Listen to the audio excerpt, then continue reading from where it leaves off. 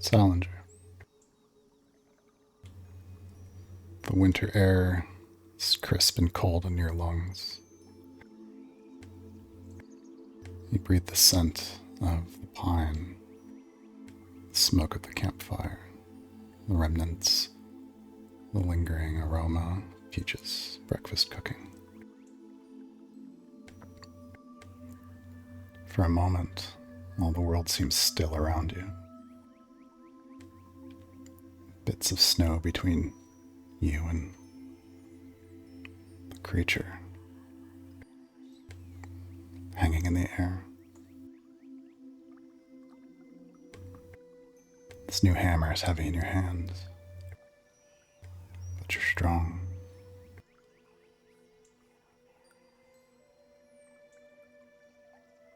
In this moment, what's Salinger thinking about?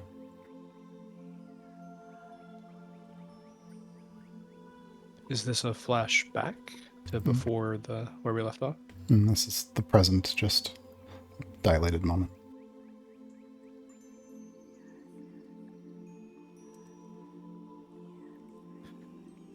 In this moment, staring down the big leader of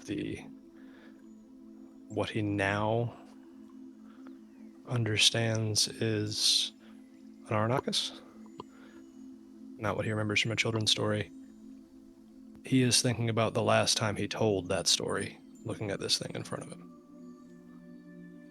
About the childhood heroes from his books and how different the reality is as an adult trying to walk that same path, even though a young one.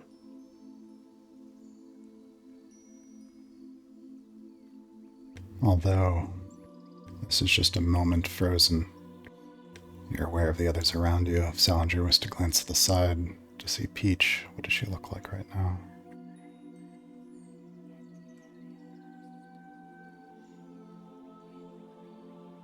Salinger would see Peach frozen,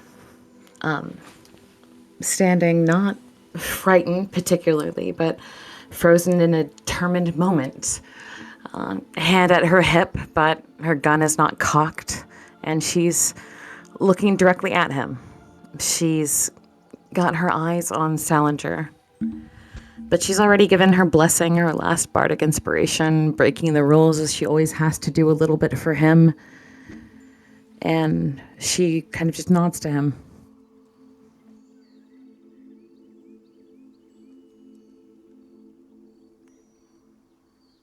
If you were beyond Peach, sees Araya. Looking at Araya in this moment, what does he see? Her hands are clasped in a prayer, and at her knees is the rough sketch of a ritual circle, mostly for luck, but she is praying for him. But just sat at the edge, her eyes never leaving his form.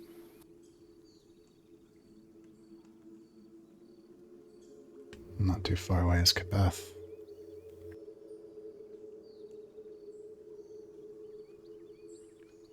Kabeth is standing at the back of the crowd around. It's not a big crowd, but she's towards the back. And she has her arms crossed and she's tapping one foot, and she is very much has a brooding look on her face of annoyance and concern. And Casey.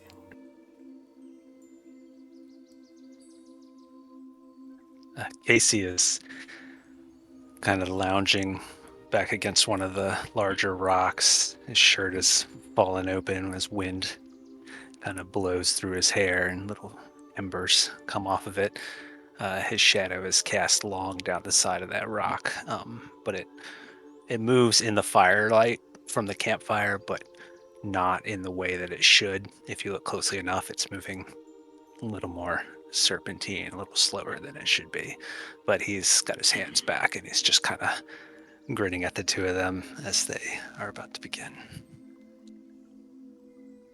As been in that moment, as though waking from a dream, you see clumps of snow being thrown up from the ground as something, wait, there's something there, but it's unseen, invisible, rushing towards Salinger.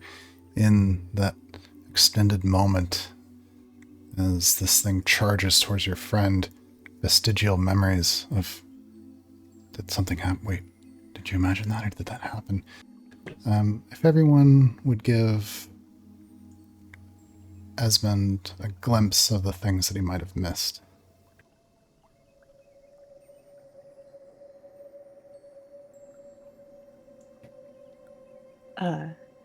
Like out of character, or No, well, in character, flashes of memories that he might have from the day before, if he had been there.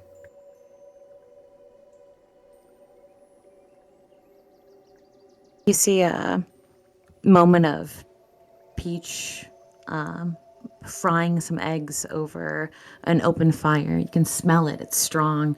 And you can hear her voice. And it's not directed to you. It's directed to Salinger, because you can hear her saying, Salinger, it's not that I'll support you no matter what, but I can't just stand by and watch you die. But I'll do what you need me to do. And then it fades out.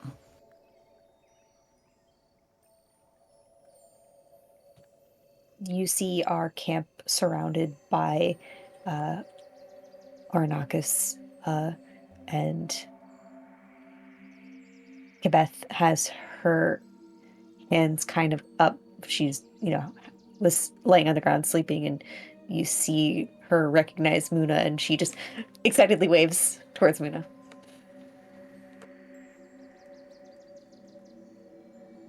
AC is talking to Shalati. No, Ishtalan.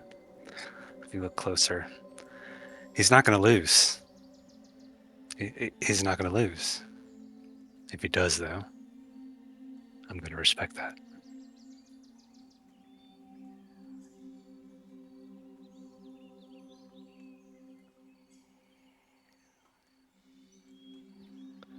You see Sal sitting on a log, everyone debating, talking around a fire, Muna standing with us. And it's just kind of a murmur, a grumble of whatever they're suggesting. It all kind of fades into background noise, a little bit of crackling in the embers, and then Sal pipes up. This was like one of them old stories. I'd just challenge the leader to a fight and take him down myself. Then everything would be settled. Not that I'm actually suggesting that, he says as he rubs the hole where an arrow was planted into his shoulder.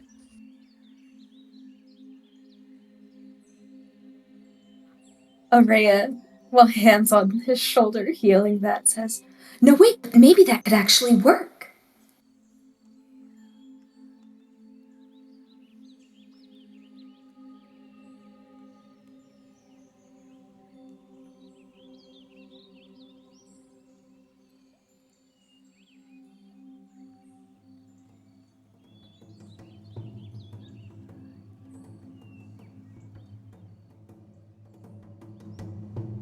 That told me literally everything, but not why. I don't know why we're fucking here. Perfect. The snow flies up as some creature rushes toward Salinger. You can see glimpses of movement. Wait, is there snow on the shoulder? A blurry silhouette.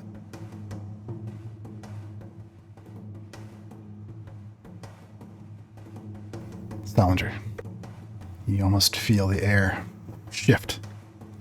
Your instincts kicking in, sensing the incoming strike of unseen blades.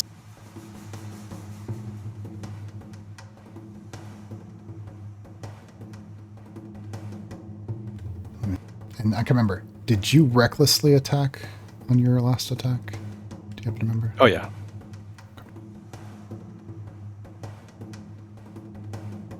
And you are no longer invisible, is that correct? That is correct. Oh no. Currently looking at a natural 20 on the first strike. Oh, man. That seems I'm like gonna make him re-roll that. Or Araya's got me. So I'm at max, so yes. gonna re-roll that natural 20.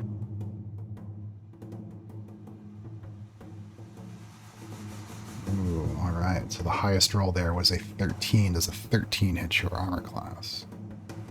No. It might hit my collar. What do people see as you sense the sword slashing in at you? You see him take a half step back, slicking back his hair like he used to always do when they were walking around town or having conversations when they were younger. Just leaning back far enough so that a unseen blade cuts the corner off of his collar, and it slowly floats to the ground. All right. Just as it passes, you must feel the opportunity, the opening on the other side, a spin and a slash. Currently looking at 27 as the high roll. I'll drop a threat on it. Okay. Rerolling the 27. That's a 26, however.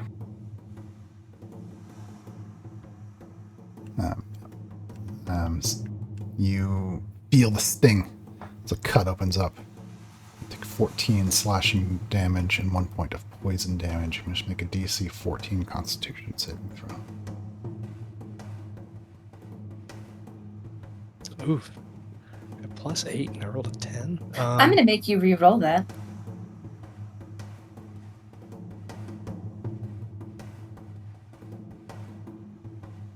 Okay, 6. 16 passes, not poison. Just praying on the side for a reason.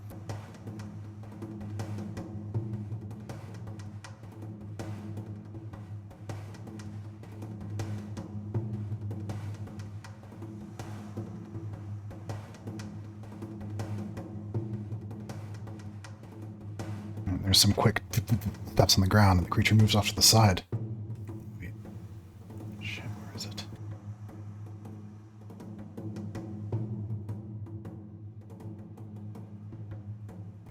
Turn is yours. Please make a perception check. Right now, the snow is still pretty fresh. DC is only 10. See a disturbance in the snow. Sal continues his little speech. See, I thought that story about Balfathina Arnakis was about conquering fear. That's what I was wrong about. And he pulls 4 crossbow bolts from his backpack and just drops them onto the ground next to his feet. Dun, dun, dun. Rolls his shoulders back, and his eyes go a gray-white, and some of his hair stands a little bit on end. Rests his hammer on his shoulders. Waits. Alright. Creature. I'll link what I did real quick in the chat, just so you have. Okay.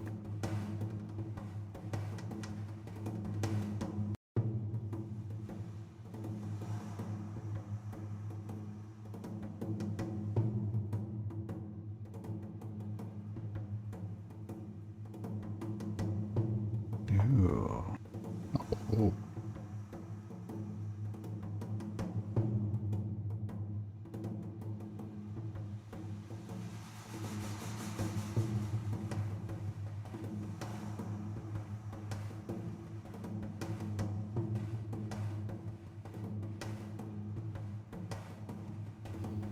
Okay, so when the creature comes within 30 feet of the ammunition.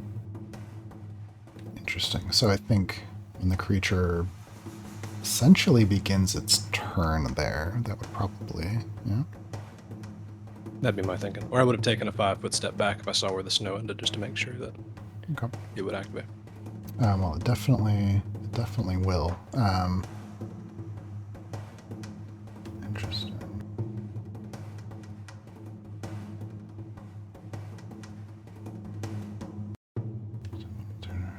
Interesting. Actually, I think it'll actually go off on your turn right when you drop it. Because there's already something there, yeah. Yeah, because I designate the target. Makes sense. Alright, so I'll just makes a dex save. Alright, dexterity saving throw.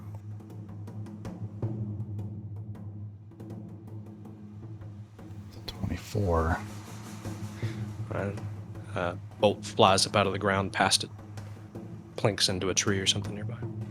Yeah, you see the thing dodges sharply to the right, sticks in the tree, and then comes dashing at you. Well, you don't quite see the creature, but you see the snow being disturbed.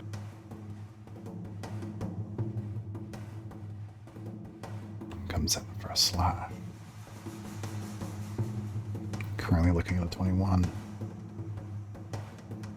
That's fine. And potentially looking at 10 slashing damage, 4 poison damage.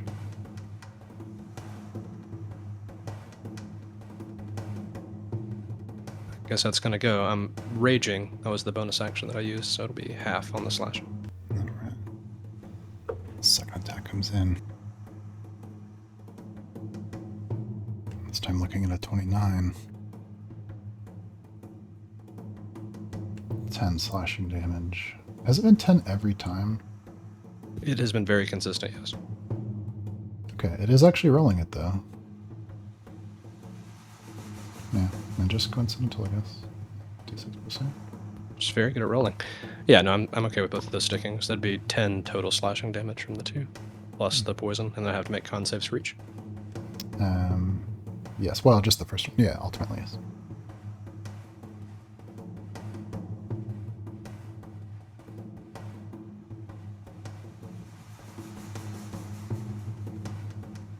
Actually, only once. You already saved against one sword. Okay, I'll drop another threat.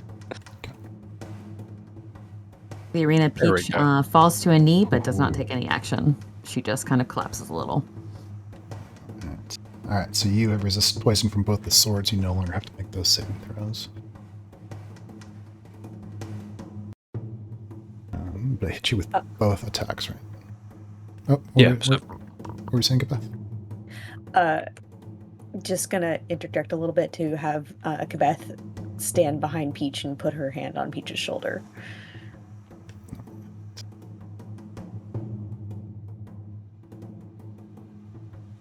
Because the creature hits you with more than one attack, it makes an aggressive strike. I think an 11 is going to hit you. 3 quick slashes through the air. How do you? Well, 2 of them strike, but the third one comes in. How do you avoid it? I hate to do this to my own detriment, but I think you rolled an 18 to hit me. Oh, yeah, sorry. I was rolling for damage. Does an 18 hit you? It does. Okay. You're looking at 11 slashing and 6 poison, but no more con saves. Okay. Yeah, I'll take another 12. So the creature used its bonus action, so no maneuvering dash. You know where it is. You still can't see it, but you know where it is.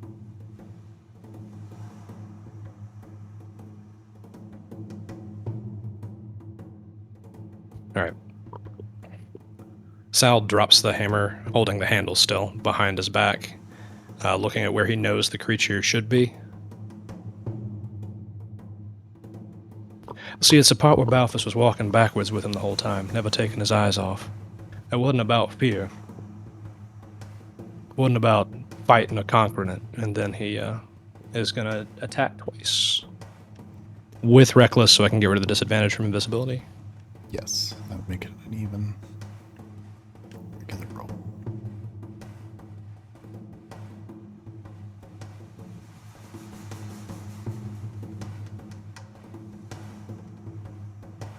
Woohoo.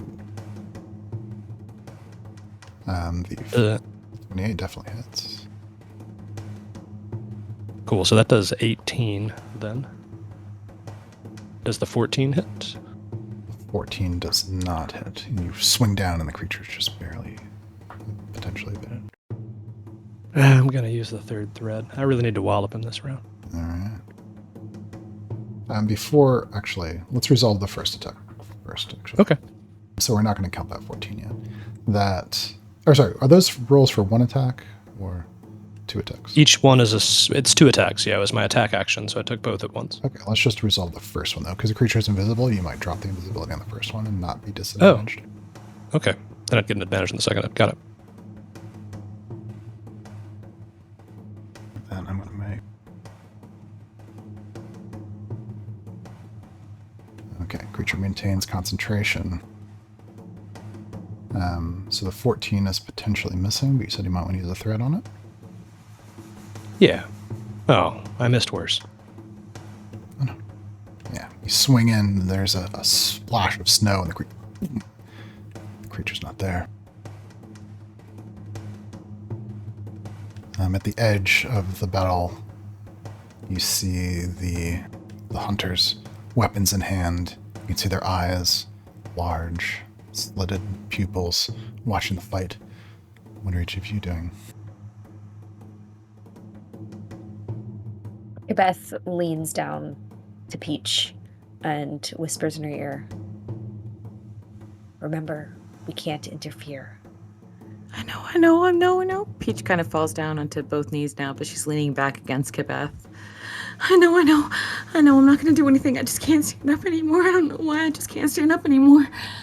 But I'm not gonna do anything. I'm not gonna fade out there. You see Muna's eyes are fixed.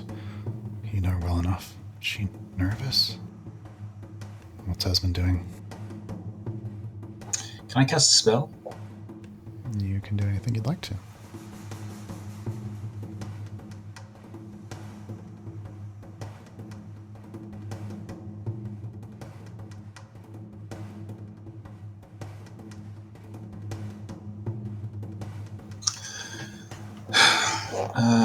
Take the tip of my wand, or take my wand, hold it against my forehead, and I'm going to cast the invisibility.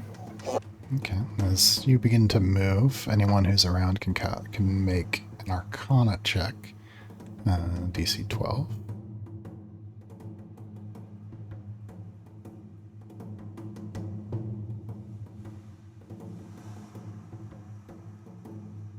If you make above a 12, you realize that Esmond is about to cast a spell.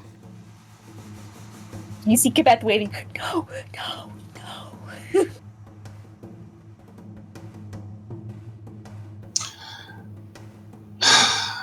Just before casting it, Esmond will stop, lower his wand, and is just going to look. He's not moving, he's just going to continue looking towards whatever it is that Sal is fighting, and just can't really read his emotions at the moment. But, yeah. He's just going to put his hand into his satchel, and that's all he's doing currently.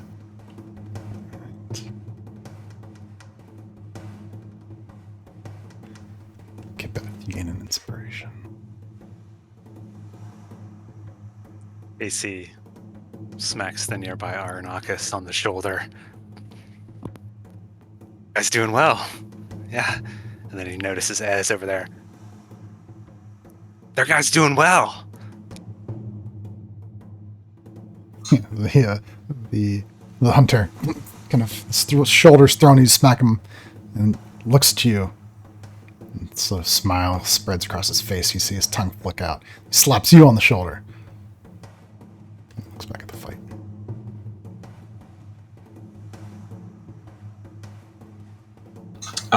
You know what? I'm going to do one thing, Chris. I'm going to communicate to Zephyrus to just fly up above the area about 30-ish feet. Just kind of circling over the battlefield. Yeah, wait. You start to do that, and then, wait, did you already do that? He's already up there.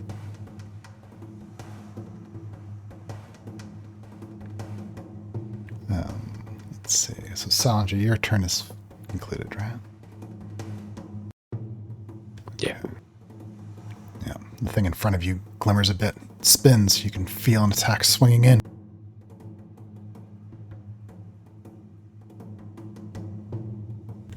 Oh. More crits? It's 2 natural 20s. One of them is going to hit, even if you were to interfere with it. So, but luckily the rolls aren't too big. You're looking at 17 slashing and 3 poison damage. Yeah, I'm gonna spend a piece of spice for him not to take one of those. The first one. It wouldn't matter. Even if you got rid of it, he would have another natural 20.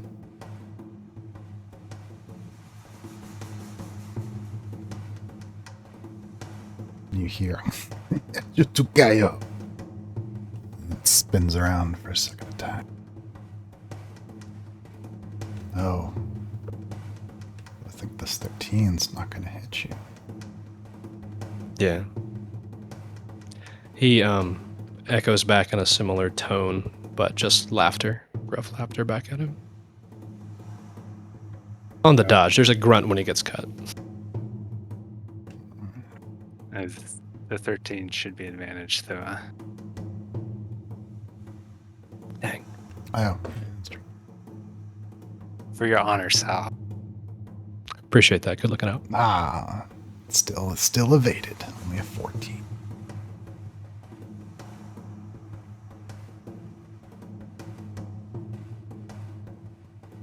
Let's see. At the edge of the battle, is anyone doing anything? I'm frantically beckoning towards Ez. Is he ignoring me? You doing what?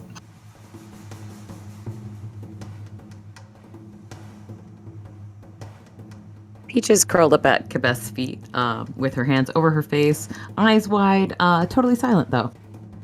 I point down to Peach and I'm like, Esmond will begin circling his way around to join Kibeth.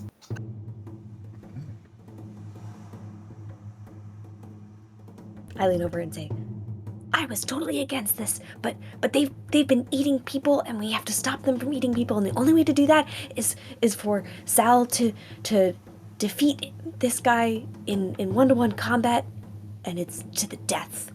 And we can't interfere. If we cast a spell or do anything, it'll nullify the rules of the engagement, and it'll all go to hell. So we just have to watch. Did you say to the death? To the death.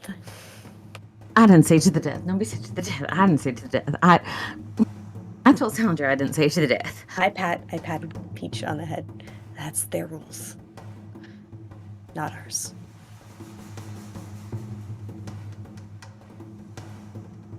Salinger. The creatures move. There's a splash of snow. Roll a perception check. DC's raised to 12.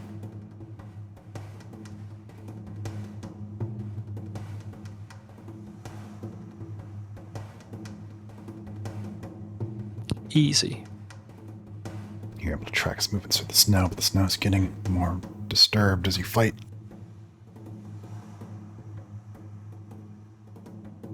Turn is yours. He'll step towards where the creature should be, continuing to talk.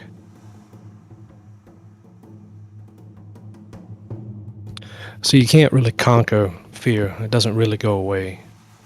No matter how long you look at it or what you do to it, you just face it. That wasn't what the story was about. And he takes another 2 swings. First one. But I'll do them separate, yeah.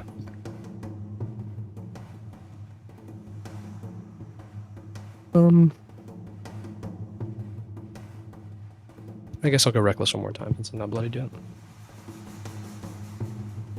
Yes.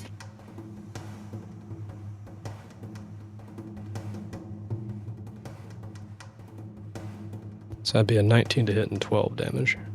19 does, in fact, hit the creature.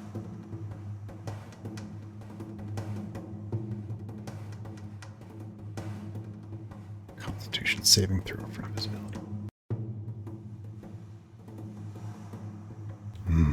Doesn't fade. You see it flicker for a moment. Colors of teal and magenta. It's gone again. Reroll that con save.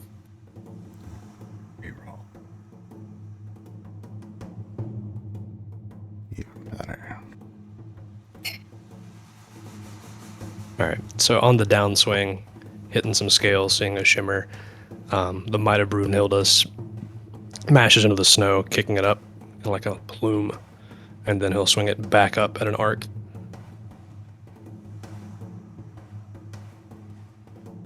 The 25 to hit. 25 definitely hits. And 15 damage this time. Another concept. It's holding on still. It staggers back a bit. boy. You see in the outline. No, of it reroll that flickering. stupid con save. Reroll it. Reroll.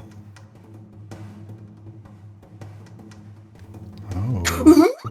Well, no, that needs a. How much was your damage on that one? 15. 15. No, it only needed a 10, so 13 passes. Oh, F. He's got like a +9 or some shit. Weren't there like crossbow bolts or something that Sal had laid down? Spell, aren't those supposed to be kicking off? That already happened. They flew at the creature. It like dodged All out of the four? way and they hit a tree. It happens 4 times, yeah. It happens 4 times. Interesting, but the creature hasn't left and re-entered. Anytime Gotcha. you end your turn there, I read the thing. Oh, yeah. You end your turn there, it's... Okay, I missed that part. Okay, yes. So, I don't know if it matters if it spreads or not. You can do it now. Do it now. Yeah, just a deck save.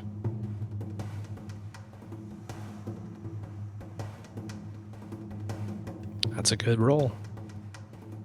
Another one darts in, but it seems to spin out of the way. It flies off. It's true.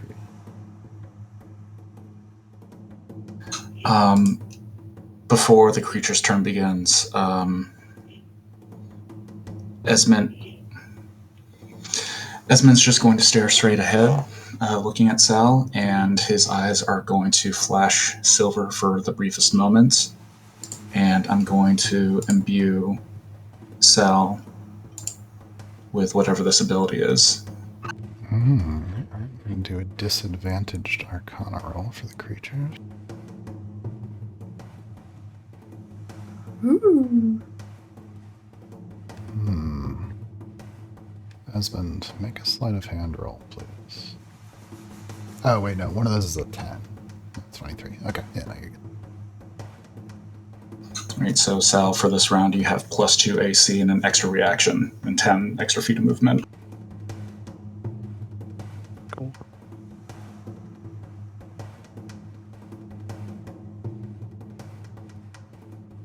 Alright. The creature seems to move. Wait, the footsteps got farther apart. Does that mean it's... Yep, slash comes in at your legs. Oh, wait, that should be advantaged. 22 is the standing attack. Yeah, it hits. I'll take 7. Yeah. 10 slashing, 2 poison. Second attack comes in from the other side.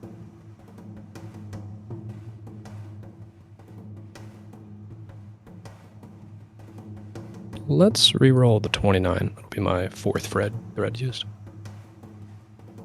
Alright, rerolling 29. Dang. I'll type yours in a changelog, okay? Thanks. So I'm still taking the first damage roll though, right? Yeah, first damage roll. 9 plus 3. Oh, it's actually... that one's actually higher. Yeah, so I take 8. Yeah, we just always do the first one. Right. Did both of those hit? I think so. Yes, both hit. Creature sensing an opportunity comes lunging in for a third strike.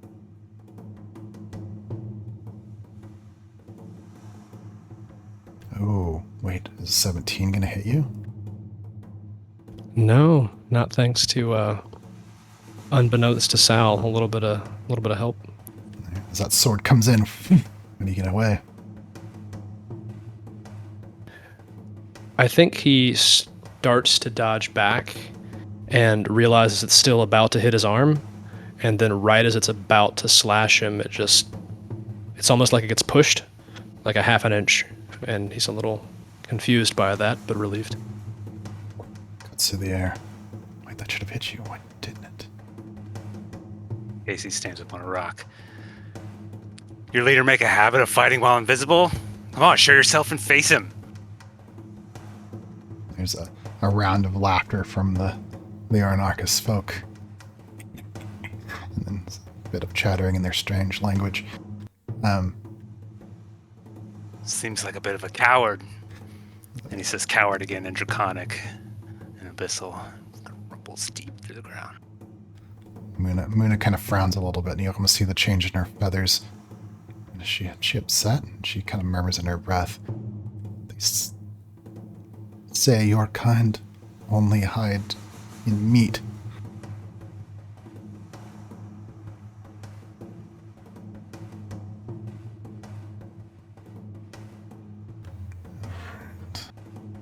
Salinger. Oh, good. Oh, is anyone at the edge of the fight going to take any action?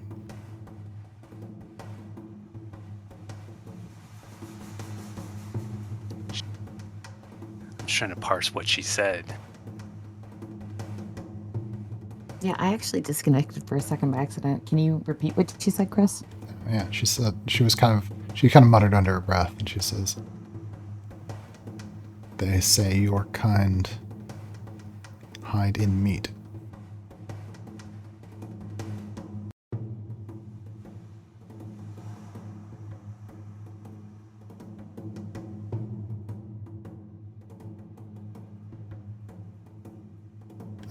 Salinger, turn is yours.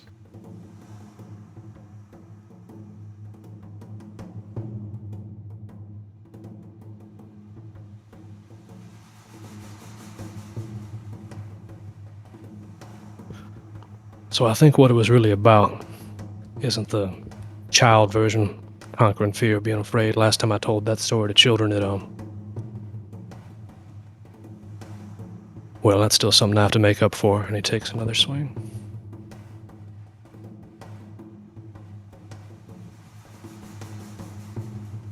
This time without giving my opponent advantage.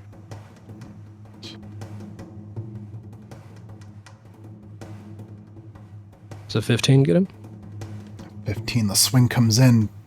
Feel a bit of wind in it. It seems to go under the strike. What if you added a D8 to that? Is that permissible after the roll? Trying to remember how Bardic Inspiration works. Well, yeah, we'll be loose with it. Okay. So he just focuses for a second, remembers Peach saying just a little while ago before this fight happened, you're not allowed to die, and then that inspiration makes him alter the course of his hammer at the last second.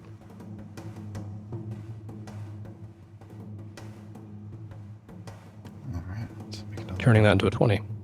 Ooh, that'll hit. So it gets hit for 16 then.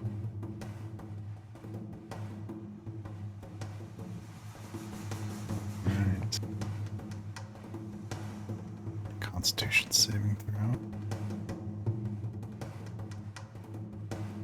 Oh, you hit the creature hard, and it stumbles to the side, and there's a splatter of blood into the snow. You have bloodied 3 wounds bleeding. Uh-oh, somebody got bloodied first. I'll take my second swing. Peach feels Gabet's hand tighten on her shoulder.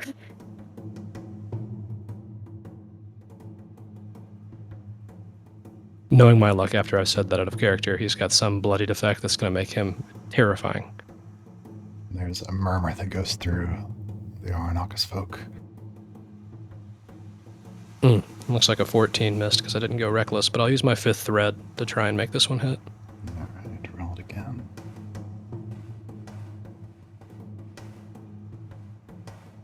Ugh, even worse. This one comes in, there's a splash of snow. This time, some of it hits you in the face.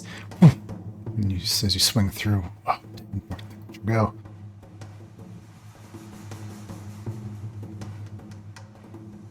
Anything else on your turn?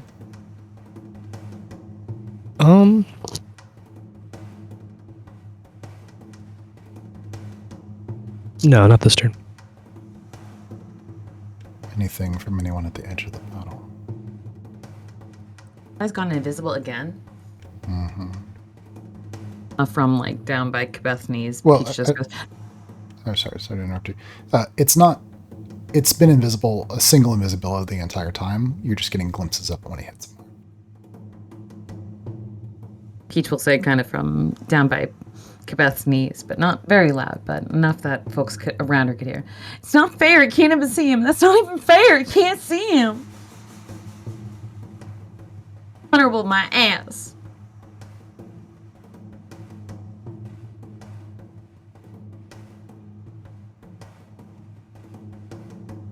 Casey will yell from the other side.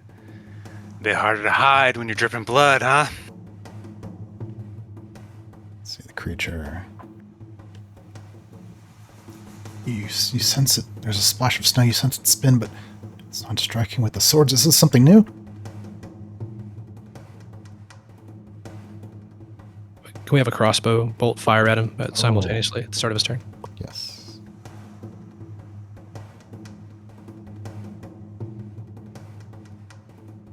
He's going to tail whip me? That only lowers my defense. That doesn't do damage.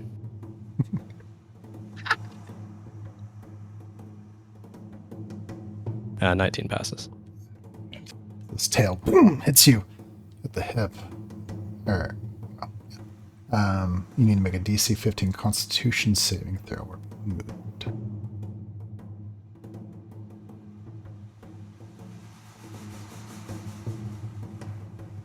Oh no, he gets to move me.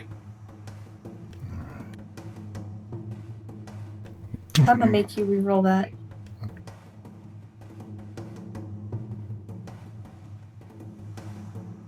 Okay. Darn it! That attack also bloodies Sal. Yeah, you're knocked back with the snow. The creature uses bonus action to maneuver and dash. But it's bloodied now, so please make an advantaged perception check. So.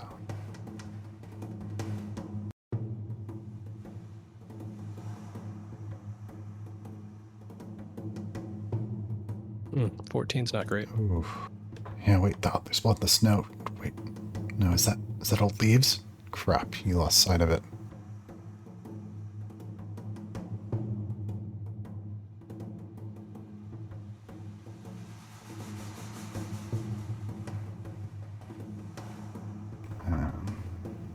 It is your turn. He'll grunt, wipe some blood from his jaw where the tail whip hit him and then dragged him by his neck through the snow 10 feet or knocked him backwards 10 feet through the snow. He'll close his eyes, take a deep breath, and two things happen. One, his wounds start to close. That's going to be a D12 plus 6.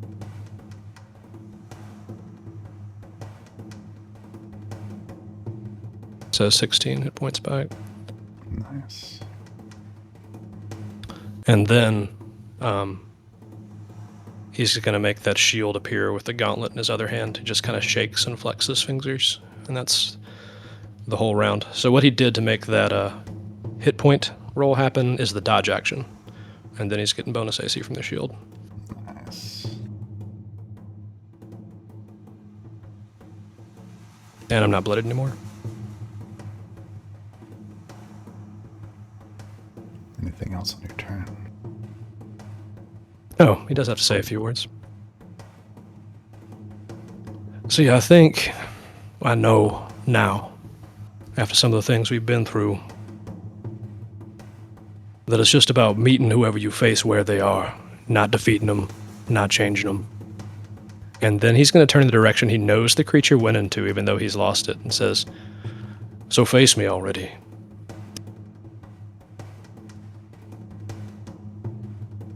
Anything from the edges of the circle? Casey locks eyes with Araya from across the circle upon Salinger getting hit with that tail whip. He's like, "Did you see that?" Kind of gives her a knowing glance. Her prayer hands sort of like tap. And she like bows her head in further concentration. That was really cool though. Think about it. Salinger, as you call out your challenge across the snow, you almost hear your own voice echo against the trees. A bit of snow falls, a branch snaps and falls in the distance. And there before you, in a flicker of teal and magenta, the creature appears.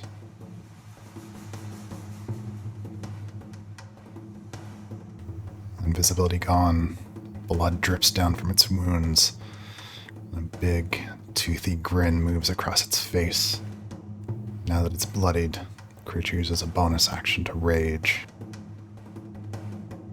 It grows larger in size, its muscles swelling. Moves towards you, smashing through the snow. And one more Hooray. crossbow bolt flicks up towards him as he comes at me. Array gives Casey a meaningful look. This is an attack I can see. Yeah, it smacks it out of the air with its sword and comes at you fast, flashing recklessly. Oh no. It's a natural 1, but a 25. I like that natural 1 though. Natural 1 is nice. Throw 1 but a 25? What the fuck kind of game is this? I rolled A1 and a 25 separate. Yeah, the way you said it made it sound like you had a really big bonus there, and we were like, Yeah, exactly. That's what I was. Nothing Your alley. I thought you weren't reckless what I this was saying. round. Although I did think He just went reckless. That's why he's got advantage. I'll use my 6th thread of this fight for that 25 to see if he can miss this round. Alright, re-rolling. Oh, that's a 12. Perfect. Big sword boom, swings at you from the side. How do you get out of the way? He doesn't get out of the way. He holds up the shield arm and pushes him back, stopping the blade right above him. Nice. There's a flash of sparks to the air, gold against the white. Creature staggers back and snarls and spins and attacks the other side. Looking at 22. Yeah, that one looks like it's going to get me. Looking at 11, slashing Well, 1 poison. Oh, who's that? Roll it. You can reroll that. Alright, re-rolling the attack with a threat. Make sure you guys put this in change log. we're being Yes, very I will. good. It will be a point of spice, not a threat. 13. That's another whiff. Dang, as the sword's coming in, it's almost as that. Wait, is that. Catch the scent of Peach's cooking? Boom!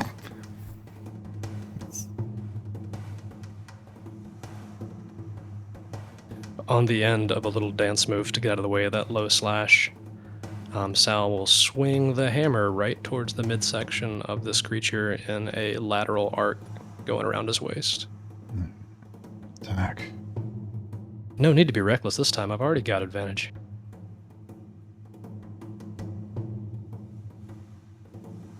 Yes, but what about second advantage? I really, really want to activate the crit feature of this hammer, so we'll see where we go. 27. 27 hits. So that's 16 bludgeoning. 2 if it's rage damage, but mostly bludgeoning. Then a second attack. Plus bloodied.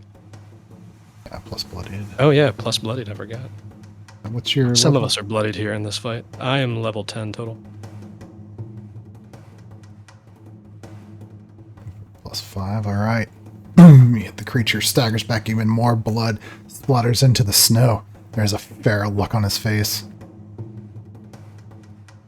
And he'll swing back in the other direction, continuing with the lateral strikes.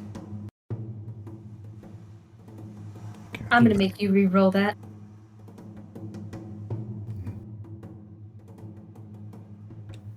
Using a point of is it faith? Whatever it is. Fate! Fate. Wait, Oh, 25 25 hits. 19 damage. 19 total. Plus bloodied, which is I think it's the first damage. first per turn. Yeah, Gotcha, once. yeah, you're right. Oh, I have to do my dialogue. Hold on. See, I know that defeating you, stopping you in the end of it. That was the point of the story. Walking backwards in the swamp, staring at things that you can't stop, you can't change. I'll stop you, but there'll just be something else after. As you hit the creature, it staggers back, more blood dripping heavily into the snow now. Oh, One of those bones might be broken. You can see the creature, rows of teeth in its mouth, drunk on the battle. You catch, glancing over its shoulder, you catch a glimpse of Muna. Roll an insight check, Salinger.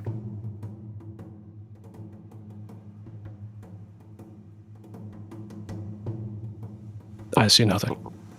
A strange expression on her face, you can't tell what it is. The creature should be fearful. You're winning the battle, but it only seems more ravenous. Three moons bleeding leaps toward you again with a series of attacks. Again, recklessly.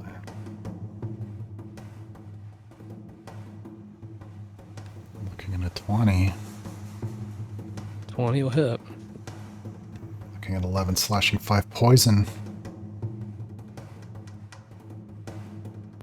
That'll knock me down to... not quite bloody again yet.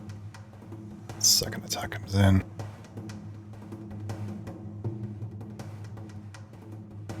Looking at a natural 20. No thanks. I'll use my 7th threat of the fight. Rerolling. 22. Better than a crit. Looking at 12 plus 6 poison. Yeah, so I'll take 12. That does bloody me again. Sensing an opportunity, the creature comes in even more fiercely. Oh, well, a 16 hit you, though. Yeah, because I swung that hammer with 2 hands, so that shield doesn't work after I attacked. Alright, 3 slashes.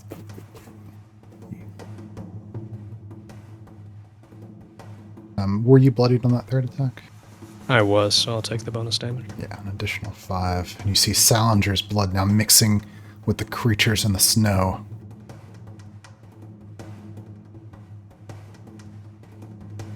You can see the Arnox folk all around. Their eyes are wide, pupils slitted. You can see the tension in all their muscles. Someone here. Soon, it'll be over.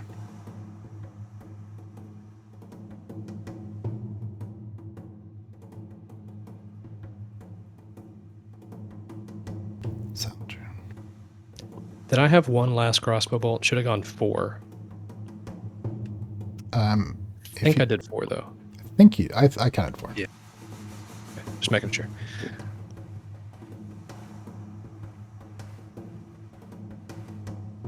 And with your adjusted rules, I have to use a bonus action to drop rage if I wanted to. Yeah, to deactivate it, yeah. Right, okay.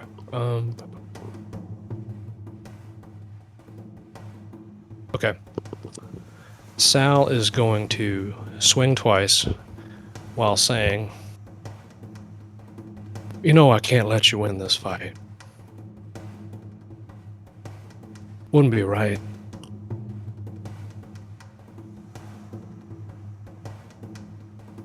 You ate my friends." And I'll take the 2 swings. Alright.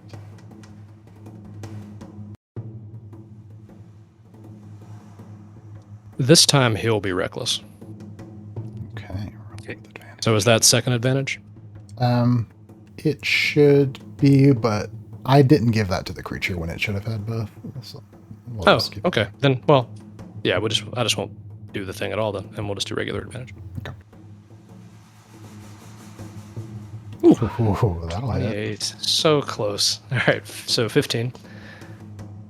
Plus bloody. Plus bloodied. A total of 20.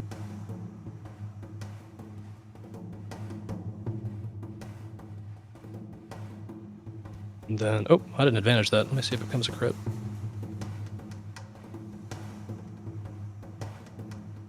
Oh, nope. We're going to use the first one. Yeah, you boom, hit the creature. Now that it's raging, it seems to be fortified against your attacks, but there's broken bones, blood dripping in the snow. You can see a bit of exposed muscle behind the scale and feathers. It's hurt bad. And then the last thing he says after that swing hits, he goes, "I'm sorry about this." And he vanishes again. Ooh. Interesting. So you're vanishing. Are you casting a spell? No, it's Hidden Step, a Furball Glacial ability. All right. So I'm going to make a roll here.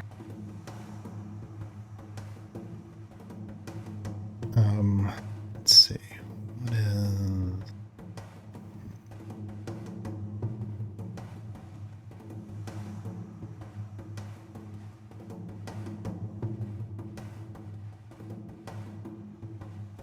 Ooh. What level did you get that ability at? Start with it. Born with it. Disappearing Furball babies, it's a real problem.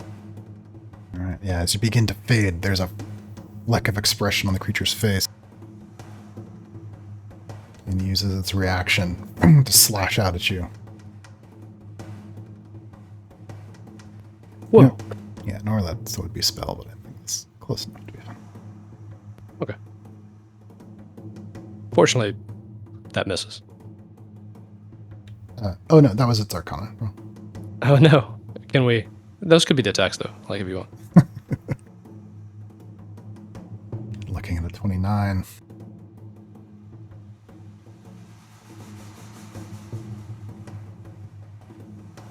All right, number 8. I'll do it. Let me do it.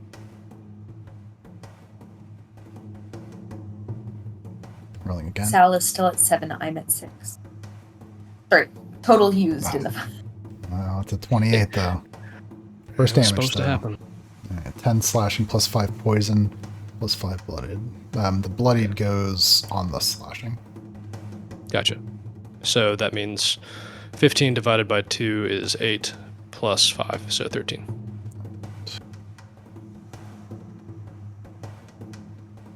Ow.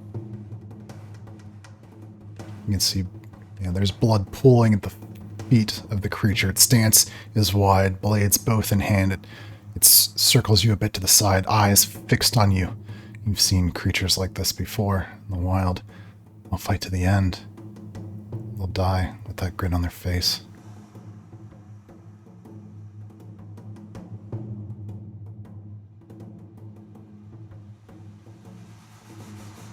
So did that break my invisibility or just get an attack off? Roll a Constitution check. Check or save? Save.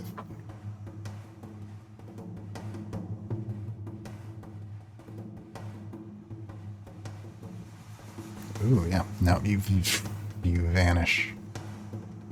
Cool. I don't know if I've ever moved out of combat with this character while invisible.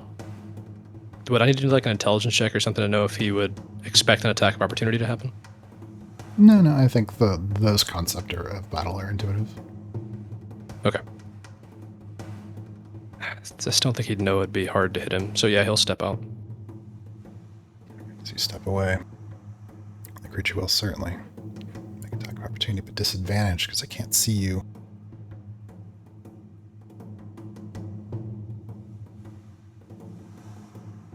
Oh, on the low end, that's a 21. Oof.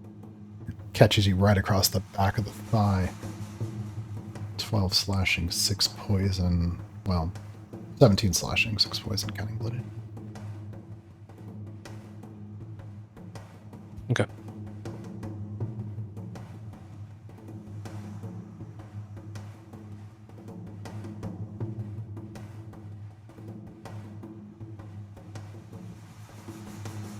I might lose.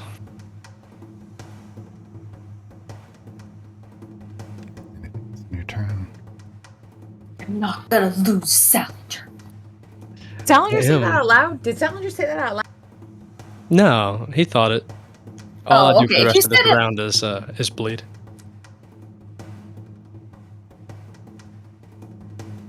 Anything else on your turn? I bleed, yeah. The creatures, you see it looking around frantically. looking through the snow. Perception check for it.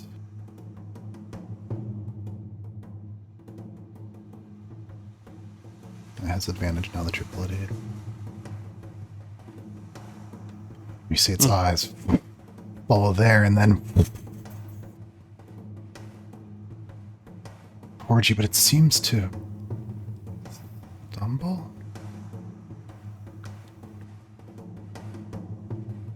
Casey, roll sleight of hand. Casey leans forward to the Arnakis nearest to him and says, "Your guy really, he was doing very well."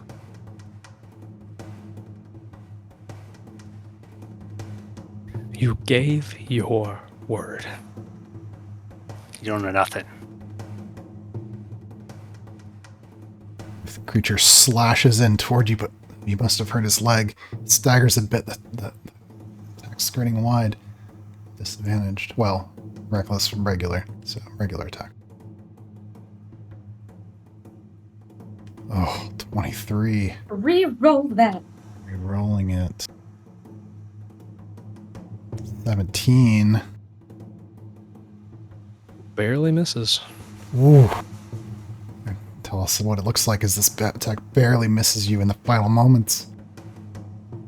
I think Sal is grabbing his leg where it was cut, and as he leans down to grab it, is when he swings. He doesn't even realize he's dodging it and looks up and breathes out a sigh of relief. Comes right across your head, and the creature spins around, blood fanning out from its wounds as it makes one more attack.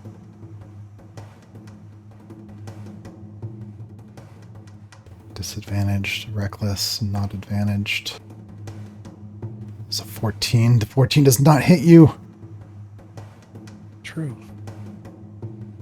What's it look like as the second attack comes swinging in? Sal just kind of rolls forward on his shoulder, sitting down in the snow, and the blade almost hits him in the foot, but he just takes a couple slides back and then gets back to his feet. Snow all around Salinger and Three Moons bleeding is a tapestry of blood and scuffs in the ground, exposed old autumn leaves covered by the winter. Air is thick with campfire smoke, all eyes on either side fixed on these two for the fate of the clan. Salinger, it's your turn. I really am sorry, says, and he swings twice. Make the first attack.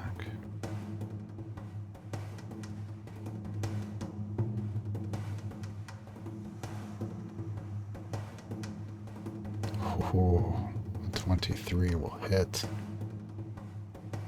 I really don't like that natural 1 on my damage, so I'm going to use it's either my 8th or 9th thread out of the 10 that I had going into this. Oh, a damage reroll? Roll the damage. I mean, it's a 1 on 2d6, or 1 and a 2 on 2d6.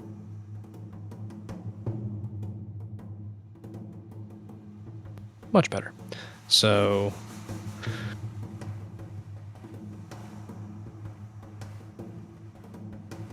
that Total goes up damage. to 13 plus 2, so it's 15 instead of 11. Good And choice. Good choice, because that makes the difference by 1 hit point. Tell me a story, Salinger. Salinger, as he utters that word, sorry, hits this creature right at the base of its neck and just pins it straight to the ground, head in the snow. Tail whips up one time.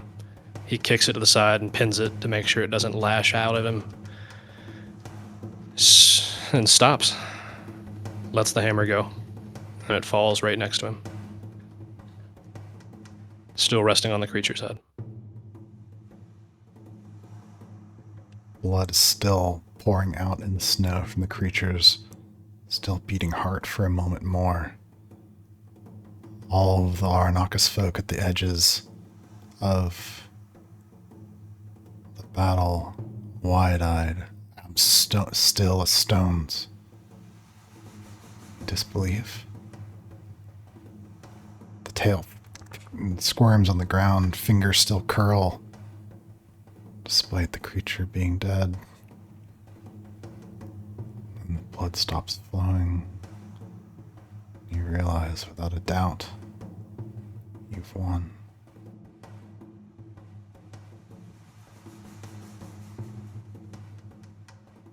Runs in from the sidelines, breaking away from Kibeth, and wraps her hands around Salinger's waist. Don't let her laugh. Don't do that. You're going to get blood all over yourself. I don't care. I don't care. I'm so glad you're alive, Salinger.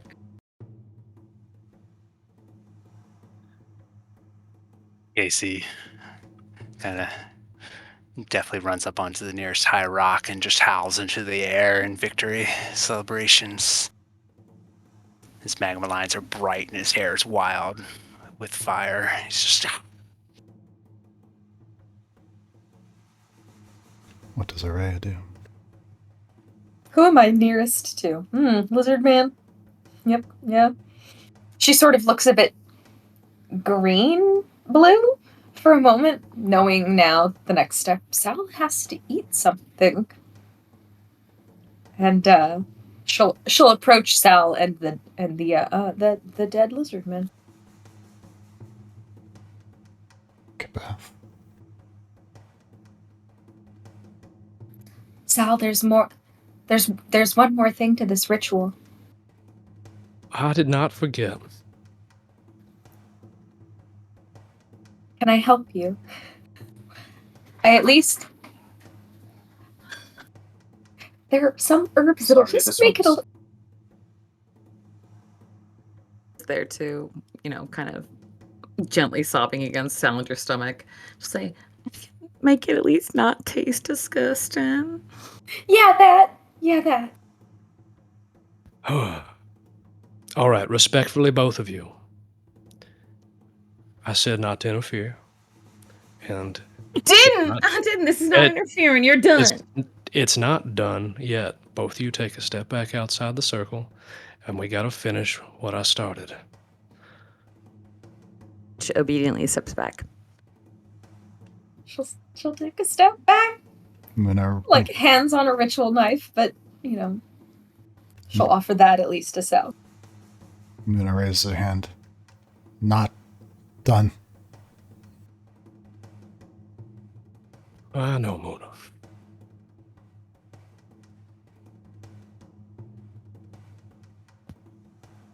Sal flips the creature over, moves the hammer to the side, then addresses the crowd.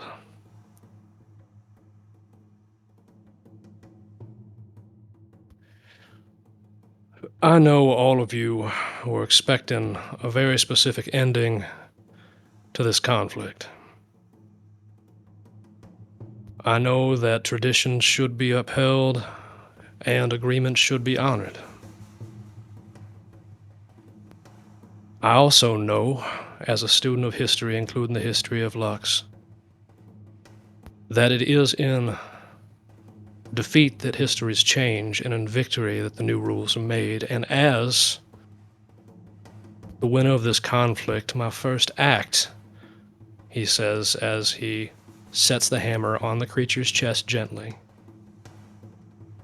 will be to do away with this last step with the whole heart-eating business. Y'all are starving, and you need every bite of food you can get. He's yours if you want him.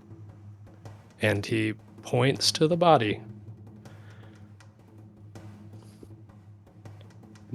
Consider it a gift. Any real leader would give everything he could. And he takes one step back to see the response. And I think his voice changed a little bit, and the language he was speaking was not recognizable to the rest of the group towards about halfway through. Mm. Can I just vibe check the crowd? I preemptively rolled an insight, but it's a good roll. Can we roll for a vibe check? I love it. We're about to find out. Salinger, please make a DC 20 persuasion roll.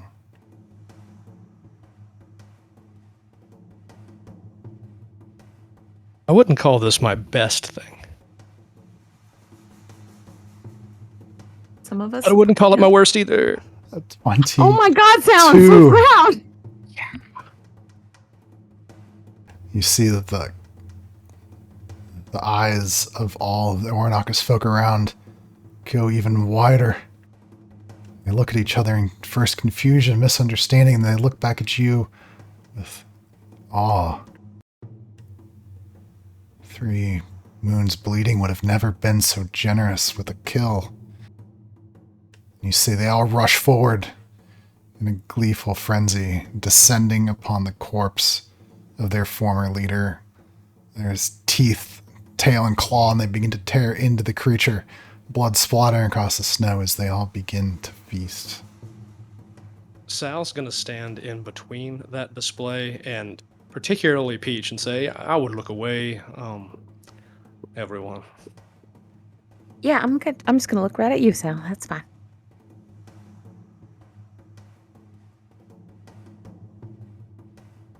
And then he collapses onto his face in the snow. Araya watches. Casey eyeballs Kabath. Peach administers to him as well as she can with him being unconscious. It's not cute because he's unconscious. No, he's not unconscious. He's just tired. He just fell down.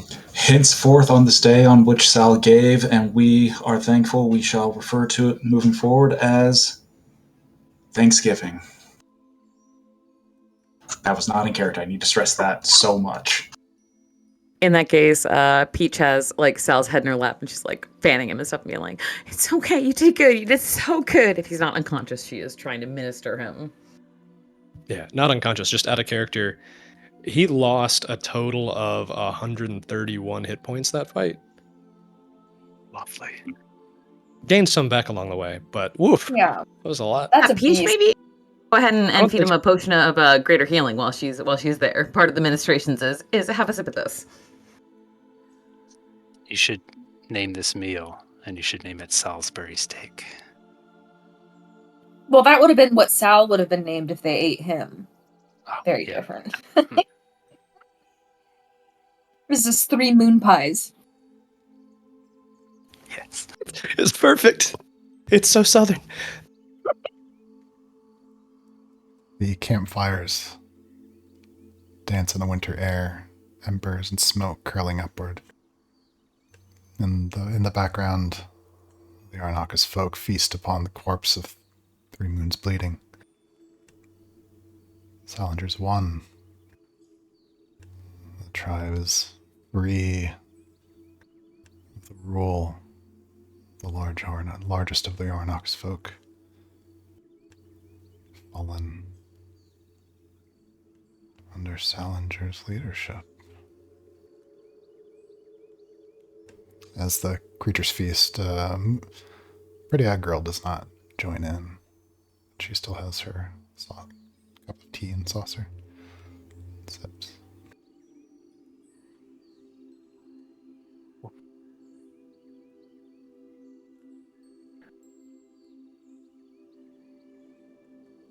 I'll quietly stand near Pretty Egg Girl.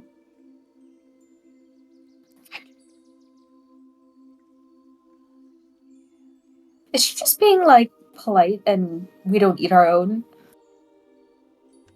I'm not sure. She glances at you. Temperance. Yeah. Are you okay with this going the way that it has?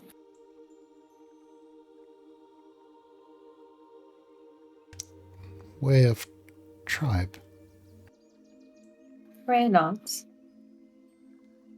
Even still. She looks uncertain. Shrugs her shoulders a little.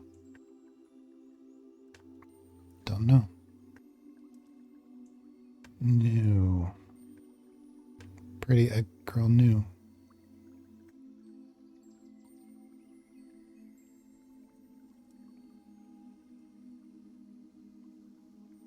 Yeah, Sal wouldn't let any of us down.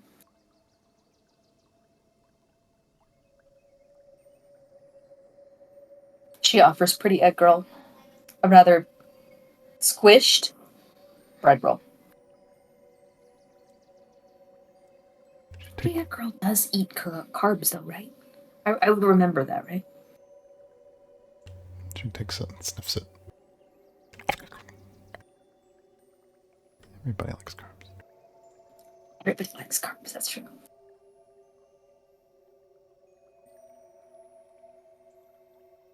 Combat's ended.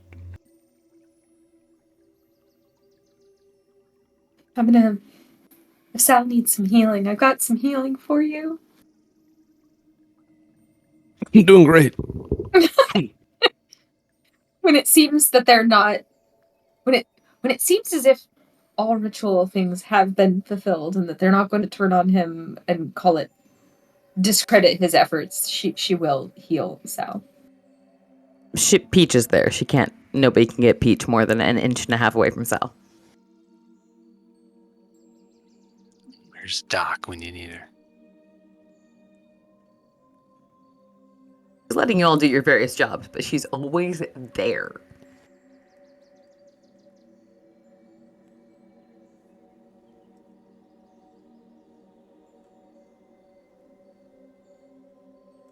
I'm rolling the full 6 of it, but the quick roll didn't have the thingy, plus 5. Or level of the healer as well. Okay, I got it.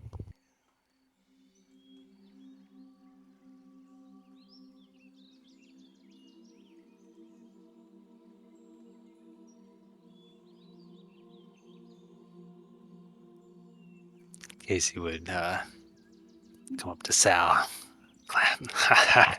give him a big Do hug. not slap me on the show. Oh, yep, there it is. Way to make it interesting, huh? Never had a doubt, though. Definitely have a cracked rib, Casey. It kind of looks you up and down. It'll wash out. I'm sure. He kind of gestures to your bloody clothes. For the first time, perhaps in my life, I'm not worried about my clothes. Yeah, he looks back at the other Arnakis, and back to Sal, and it's like, yeah, bigger fish to fry now, huh? More healing. She did one thing and then a different thing. Okay. Yeah, where is Doc? And Casey reaches up and touches Sal on the cheek, and he'll heal him as well. And Sal, you feel a burning on the side of your neck, and it heats up really almost uncomfortably warm, kind of starts to flow down your body into your rib cage as he heals you. Once Casey is done, but before he's removed his hand, Peach comes by, nursemaid-like, and smacks Casey's hand out of the way. You do not try to administer some healing to him until Doc appears back in this plane of ours. Oh, we are not going to try to heal Salinger with anything other than, official healing potions and tea and stuff. No, none of this fire nonsense. No. It seems very silly to think that Doc has been the only one of us that can heal at all. He says, You yeah, can heal too, Araya. You're fine. I just don't trust Casey. if Doc can No do it, why offense, can't I? Casey. Beth, Well, his Doc's had years of medical experience, and you're a hooligan. Beth raises her hand. She's like, my healing is also kind of fire-centric, but not like Casey's. I was gonna... Yeah, get in Well, here. my healing's You very need to- water-centric, so I think it really will cancel out. It'll feel good. It's kind of like a hot and a cold, like almost like an icy hot sort of Fine. It's not my choice anyway. It's up to Salinger. I shouldn't have tried to putting a hand on it. anything you Peach blushes very bright pink and excuses herself, but doesn't actually leave the room. She just kind of turns around. There's no room. Quebec. You're in the forest. She just turns around. Quebec puts a one hand on Sal and gives him some healing, and the other hand goes on Peach. And she looks at Casey and goes, "Our friend almost just died in a stupid bid for power. Have some respect, and maybe don't hit him when he's injured." You think that was a bid for power? Yes, that's exactly what it was. Sal defeated him and took control of the group. That was a... That's Oh my god. the whole nuance of it was Technically, lost on you. what I was going for, though I know you're very disappointed in me, Kabeth, and I appreciate your input as always. No, you don't. I do. You do. Your book recommendations were invaluable to shape me as a youth. I was thinking back to the founding of Lux, the unification of all those different peoples, and it only happened through the... You gotta take down the bad leadership to give the people a chance, that's all. If I died or he died, either way. And luckily it went the better way of the two. Despite the icy hot healing that my close and valued friends have provided me, which I'm fine now. I appreciate your efforts. And your admonishments, Kabeth. And I can't help but notice Ez is not addressing me at all, so I feel like I owe him a large apology as well. Is there still chewing and blood spray going on behind us as we're having this conversation just for my immersion?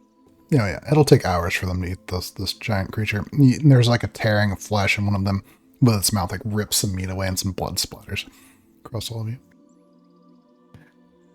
During the founding of Lux, there were very different traditions, very different customs, and we all figured out ways to get along and live together. And, oh, is that crunching? It sounds like popcorn.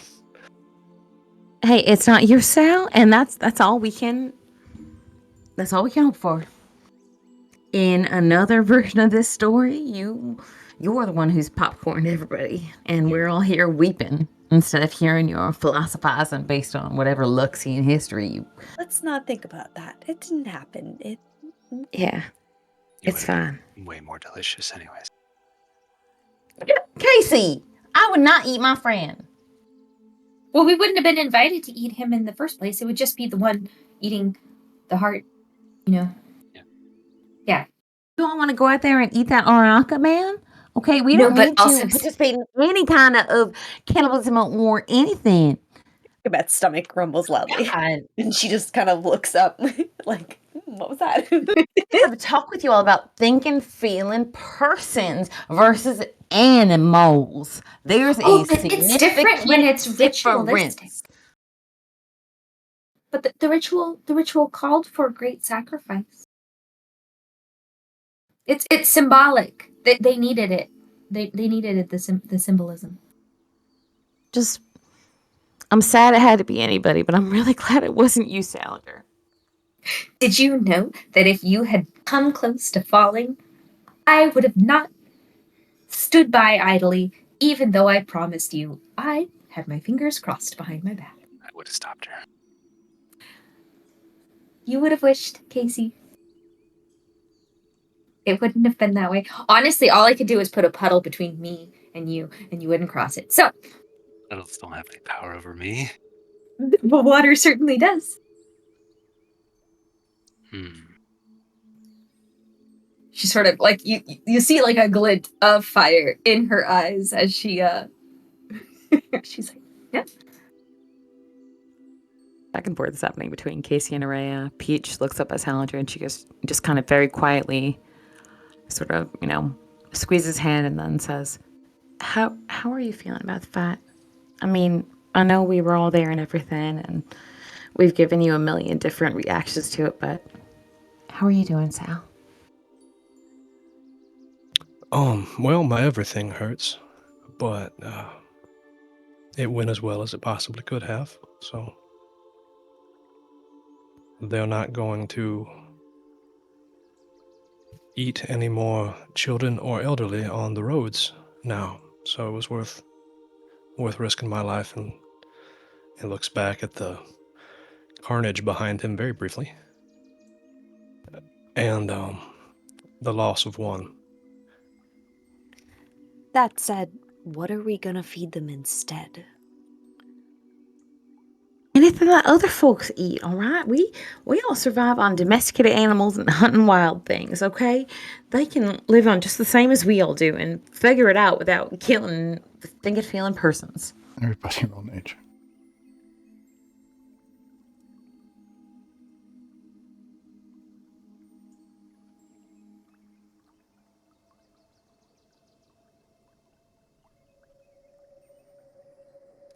Come on, 15. Yes, one more. What's happening? I missed What a it. time to be missing. Roll nature. We're all rolling 15. I only got a 5. It's almost like a 15. Do you have any spark points? Far too precious to use here. Let's say it's Esmond. Esmond, you realize from your dealings with Muna, these creatures are all obligate carnivores. They can eat things, they just don't get much nutritional value out of it. They have to eat flesh. Bone's good too. As long as it's not cooked.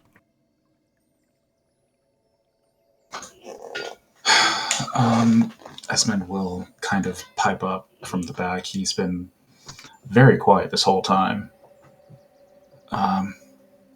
Yeah, won't work. They're carnivores. They're He's like, oh, Ez, you're back. they're carnivores. You can feed them plants, leaves, greens, whatever. Their nutrition comes from meat.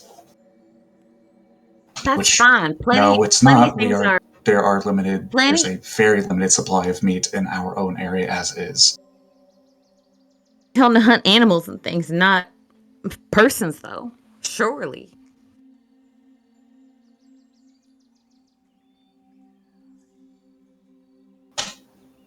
As always, one problem solved and a new one pops up.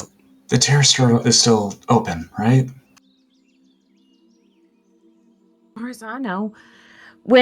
Ez, when you were gone, because that's the wrong thing. I don't know how this all is working, but the past day or so when you weren't here, we had to kind of manage without you. And one of the things that we may have mentioned to the Aranaka folk was the fact that you could maybe open another door toward their world and send them home.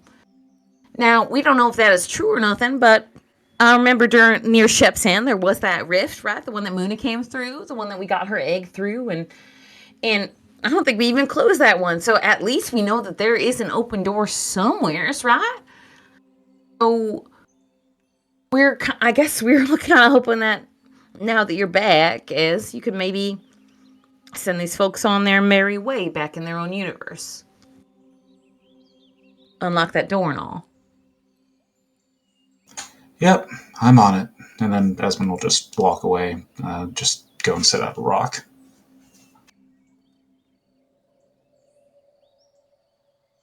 Sal, Muna had nothing but faith in you. She said so. Not in those words. She didn't say faith.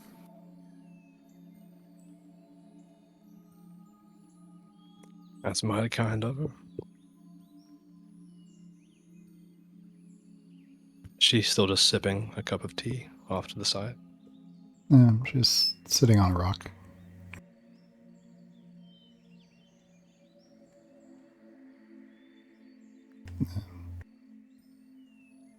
You see her looking at all of you.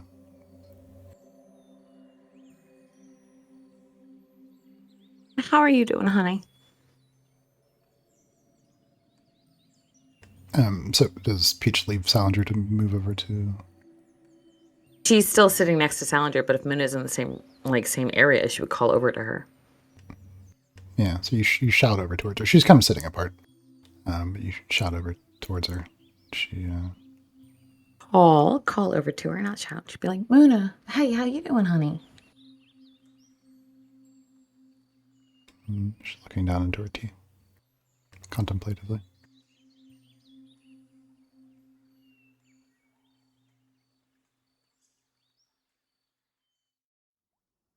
She probably needs a little bit of time to process.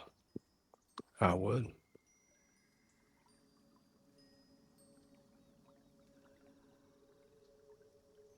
How are you feeling, Sal? You're feeling okay?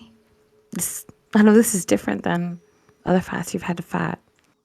This was a regular person, you know? Wasn't some monster or undead. You alright? Very, quietly, separately to Sal as much as she can.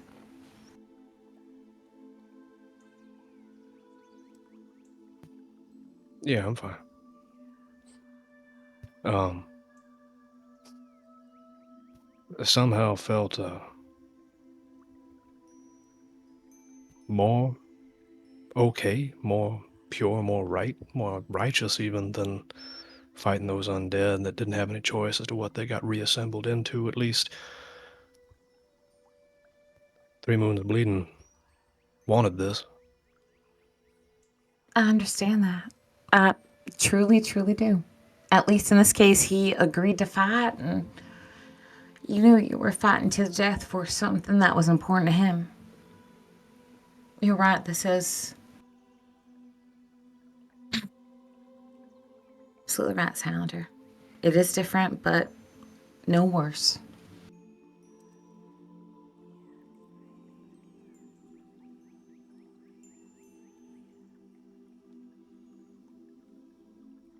Well, I think that's been more than enough of my moment in the spotlight.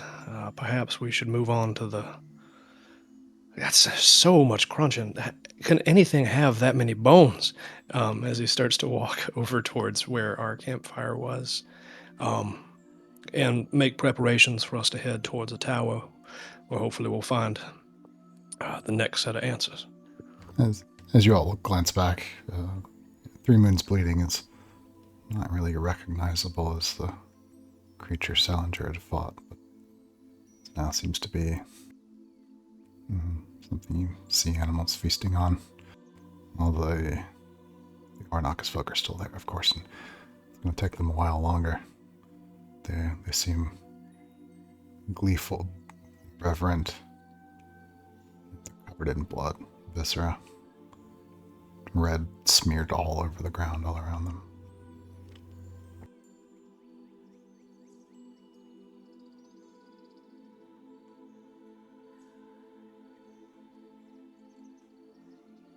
You see that Poppy's stolen a big chunk and has retreated closer to Salinger.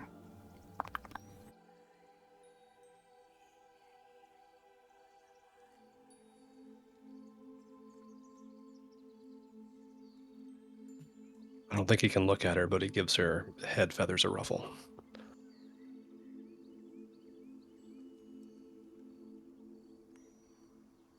Light snow's coming down.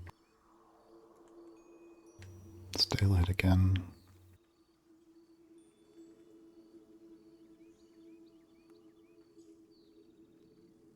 There's still quite a long journey. This was only your end of your first day on the road. Maybe second day now. But if you either direction you were to go from here, it's almost a week's travel back to Shepherd's End or to the stone tower. What mysteries it may hold.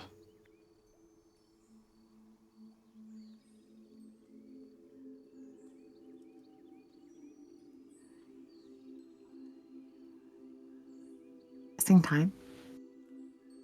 Say that again? Are we passing time? No, I was just making sure information's there. Nice.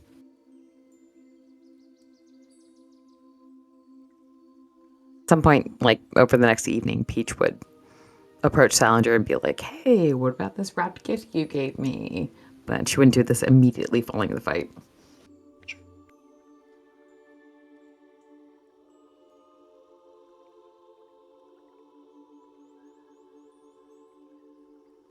So at some point, Pretty Egg Girl says, "What do now?"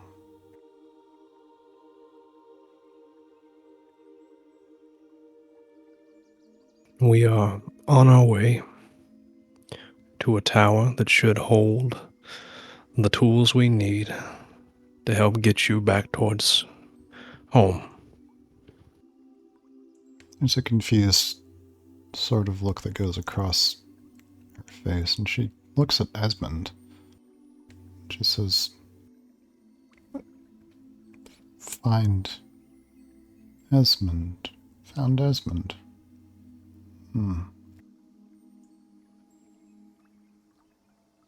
Esmond's not paying any attention to this. He's kind of in his own world, going over notes and spell scrolls and stuff. And she looks at Jewel and says,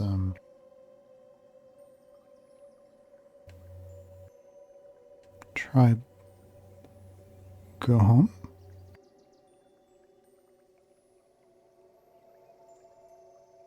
Sal holds up a blade and says, Esmond needs a tool to cut open the door. It's at the tower we're heading to. So found Esmond, but Esmond needs the right tool. Tribe, go tower. Yes. Come with us, keep each other safe. We make sure that you stay fed. Even if I have to hunt with them.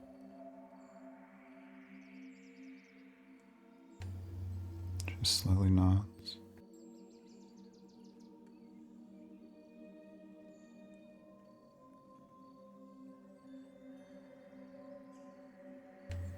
And then you're welcome to choose whichever direction you want to go.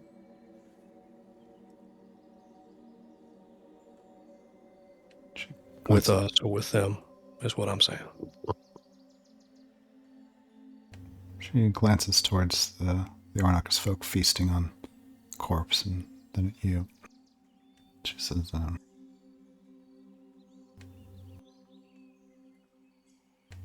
"Pretty a girl. Scaled kind. Not scaled kind. Home, not home. Home, not home."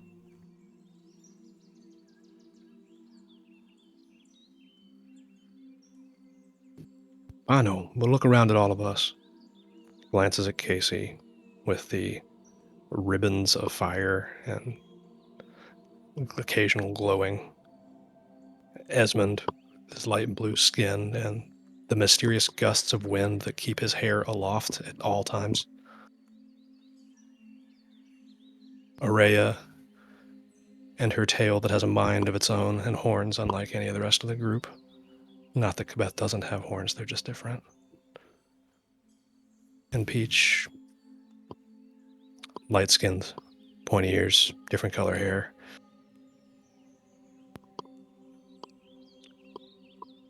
All kind are welcome in our home, scaled or otherwise. It'll be your choice. Wherever you're more comfortable, wherever you feel safe. Understand? Safe? She seems to ponder for a minute. And she says, "Time think." I understand. It's a big decision. You should take your time. And know that whatever you choose, whichever path you go down, we'll always be around for you.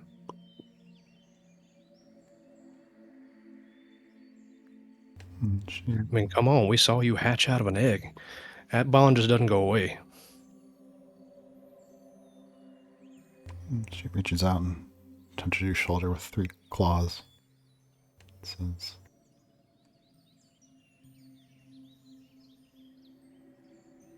"Pretty egg girl not want kind die. Not want Salinger die too."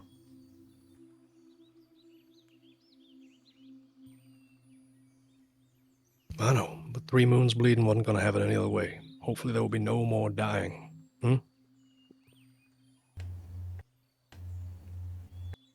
Everyone stay? If that's what they want. We got a real tiger shark problem off the coastal waters that I think that the rest of our new family would be excellent at dispatching. Fish? Eat fish? Huge fish with big old tusks. Move faster than I can run at full speed. Move almost as fast as Kabeth over there is the fastest creature probably in existence. Debatable. Our eyes get wide. Be a great hunt.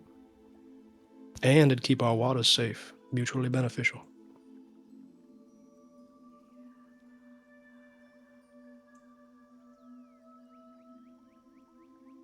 She seems to relax. Goes back to sipping her tea.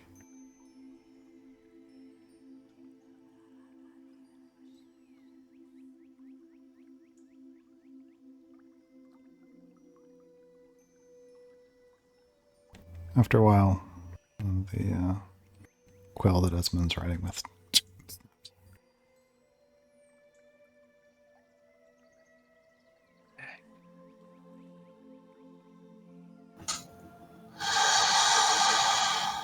Fine. Okay. That's fine. Dig into my satchel, see if I can find any. I don't know if I have spare quills, maybe some charcoal so I can continue. And I just stay focused. I don't interact with anybody.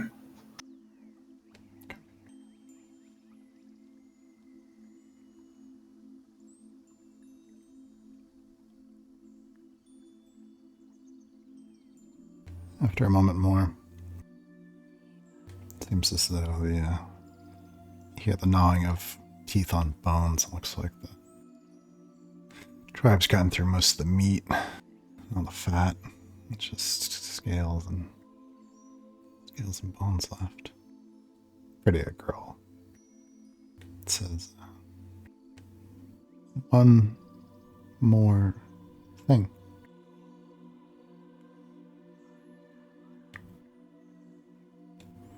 Tribe leader, name hunters.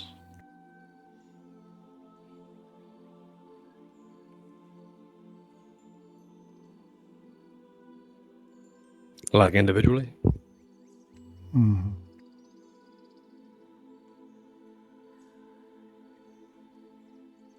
You mean the group, don't you? I name the group. Each hunter. Each one? How many are there again out of character? There's 5 of them present.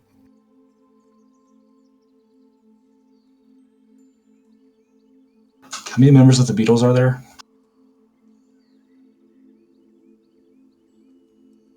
There's definitely 5. Good ones. It's the Fab Four. And Yoko. Oh.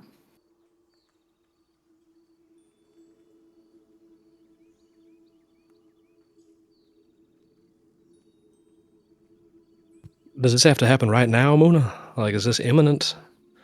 Will there be a revolt if they are not named before the dawn? Kind of sounds like it has to happen right now. Before sun gone. Okay, no pressure. You've got like 9 hours. Peach will kind of pull Salinger's sleeve and just say, ask her about like name conventions of other people and things. We can follow tradition and it'll be fine. Then name a few folks, that's fine. We name Moona, she's all right. I'm going to throw a little something out of character real quick that would have been obvious to everybody throughout Salinger's life, knowing him, that this would be very relevant for in this moment. The boy don't have imagination, not really. Winging it, anything involving improv, he is always like froze up. You want him to recite a poem from an old Elvish text he read once? He's got you. You want him to think of something on the spot that's original? You see a massive bead of sweat go down his brow. This is way more dangerous than the fight that he completed a couple days ago now. You know what? It's all right, Sat. We can work on this all together as a group, okay? You just have to be the one who verbalizes the names. We can all work on it together. And then Peach will kind of look around the group. Muna, what are some of the naming conventions for your group of folks? Not yourself withstanding. Yes, she perks up despite your and despite the caveat at the end. Pretty egg girl. That is the most beautiful name anybody's ever come up with because we gave that to you. What is the naming convention particular of the warriors of your all's culture? We know 3 or something around those lines. She kind of points at the smear of blood and says, 3 moons bleeding. Pretty egg girl. Salinger. Okay, so all names that describe a person in some way or another or reflect, I don't know, the preferences of their parents. Who all need to be named? And she kind of gestures at the 5 tribal warriors. 5 folks, huh? 5 grown folks?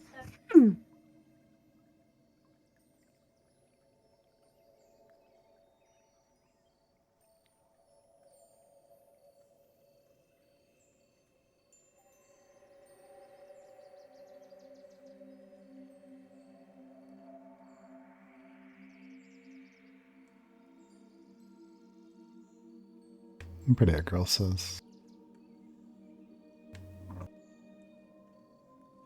friends give thoughts. Help. I'm dying.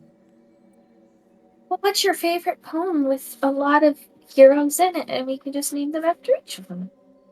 I think it's better, Peach interjects. I think it's better if we name them all something about like something that is unique to that person, right? Maybe we have Muna tell us each a little bit about each of one of these 5 or 6 warriors, whomever, and then we can pick some, I don't know, adjectives based on that. Didn't seem like the naming convention was super complex. We can do that. So we get a physical description of them at least. Yeah, we're They gonna change colors. We're going to do this a certain way because I was totally expecting Salinger to die and not become leader of the tribe. So, Array, describe the first of these Aranaka lizard men. Bright green scales with a frill that runs down his spine. He tends to wear a few bear claws and other such creatures that he's found here in the forest. A little bit on the lean side after spending a winter here. But various scars crisscross his left side. He obviously has some work to do.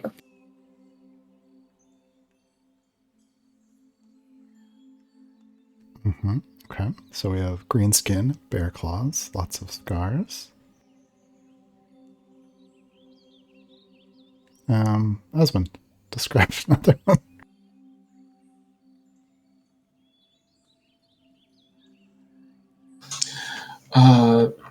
Silver and white scales to kind of blend in with the surrounding environment.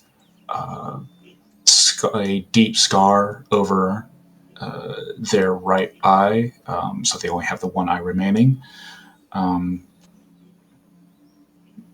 massive build, clearly outside of the former leader, the muscle of the tribe, and you know what was the one that was laughing alongside Casey throughout the battle. All right, silver and white scales, one-eyed, muscular, likes to laugh. Casey. Yeah, the smallest of the group has this iridescent sheen to them, and they're always, pretty much always, in a crouched position. Whenever they move around, it's almost always on all fours. You don't really see them get up on two feet at any time, but they're very fast, very lean, and very muscular, and just kind of like skulks around, low and fast.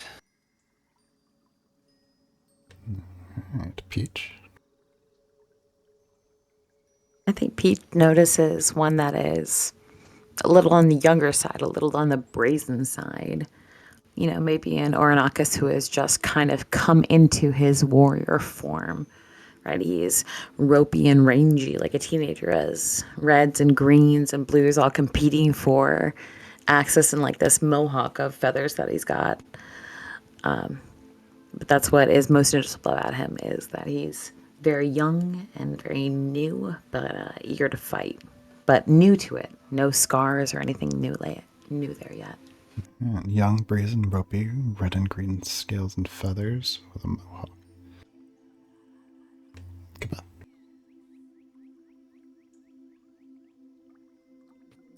This one is a deep blue at the moment, with like the very tips of their hands and feet are purple. Um, it's wearing like some kind of like shoulder armor type thing that is clearly been made from lots of different bones of varying sizes. Perhaps this is the one that we recognized some of the person bones on when they snuck into camp. Medium build.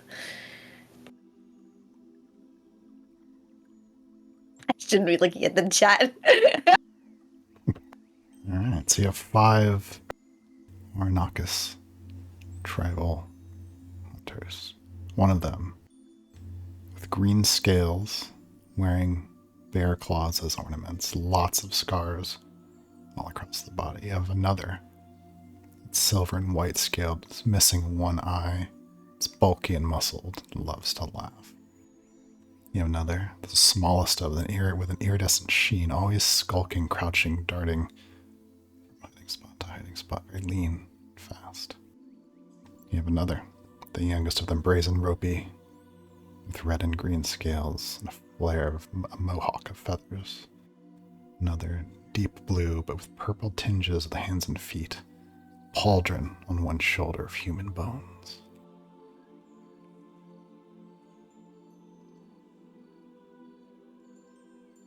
Quite an entourage.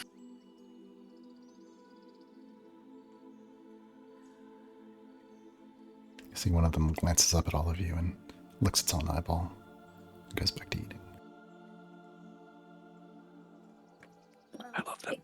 Based on how they look, I feel like we've got some potential names we could just kind of describe them with.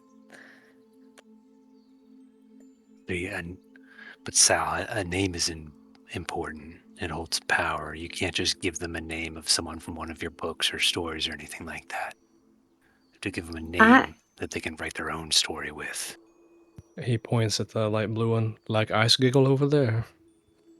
Not Skiggle, good God. I Pretty, agree with Casey for once here, though. pretty, I think that good. Good.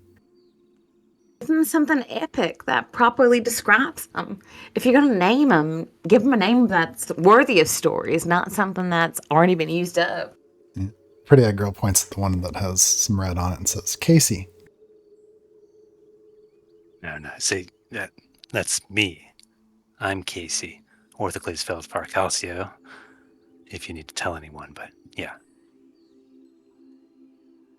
She looks confused and points at the one slightly to the left. Casey? See, no, that doesn't sit right. Like, what if I points to Araya? Pretty egg girl? See? Doesn't feel nice for there to be 2 pretty egg girls, does it? She blinks. Oh. No. Yeah.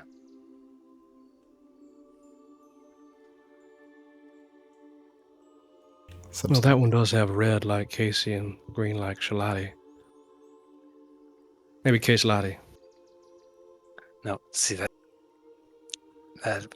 doesn't work either, because I mean there may be stories where that both of us are in, and it Just just go just on it it. just muddies the legend. Shalacy. We can't go just on appearances either. That would be ridiculous. We can't just call it Khaleesi or whatever we may be calling them. We can't do that. We gotta hear a little bit about their own stories. Let's have them each kind of step up and talk a little bit about their exploits, things they're particularly proud of, and then we can help them come up with a name that they like. But then we'll send them home, and the next person will have to name them. Yeah. We will help them figure a name that they like. I'm just saying that we get to know them a little bit better, but rather than just literally judging them by appearances. Peach, you're missing the point. The point is not that they get any say in their names. It's a point of honor to be named by your leader. That's honor that only he can bestow. If they're involved in that, then we're kind of, taking that away from Sal. He's got to name them. It's a gift. Sal, the names you've come up with so far are wonderful. I'll step on Casey's toe. Now, what was Y'all all make good points, so. said? Icy Gigolo was the first one. What? I said Giggle Eyes. No, Ice Giggle. I don't know. I'm bad at this. You know, my first suggestion was like name them after your favorite heroes. It's not wrong that one might be Tiberius the long, like it's a piece of you that you're giving them to carry for the next little bit. Name them after all the cool heroes that you read about. There's got to be a green one. Well, yeah. Well, name him the green one, or the green one's middle name. You know their middle names too. I know you.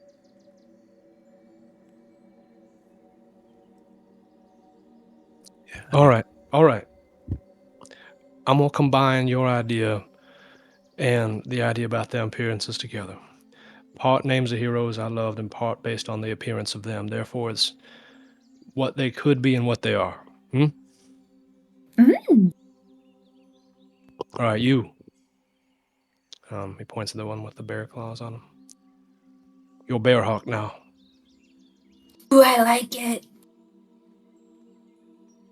Perks up. You're named after a great protector with the strength of the bears that you've slain before. Defender of a whole city. Raises a chunk of meat in the air.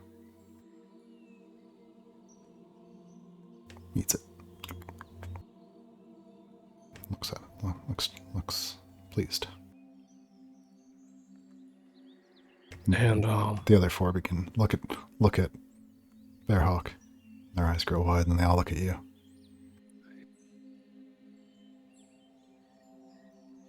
okay, one down.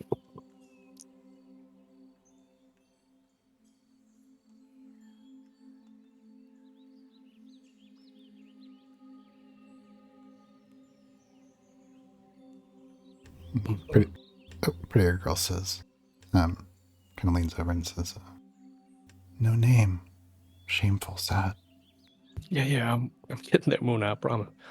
All right, you with the big grin on your face. It's only mildly unsettling. You're grinning mammoth.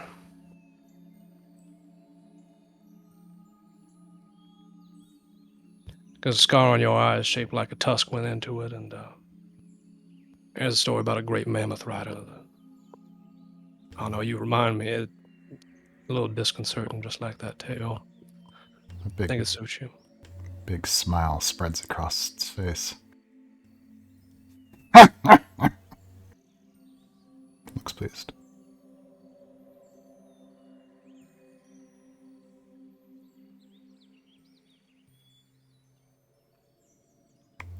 The youngest of them steps forward, eager for a name. Your Little Forge. The red mixed with the green, hot and the cold. You move like a little flame. Sticks a fist in the air. It's running around.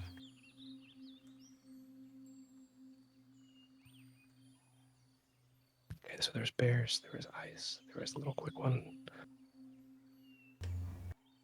As you look at the group, there's one more left. The purple one.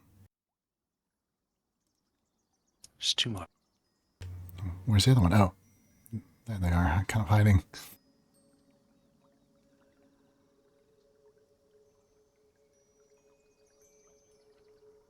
Let me just jump into gift chat real quick. One of them is deep blue, purplish hands and feet, a pauldron of bones on one shoulder. That's right.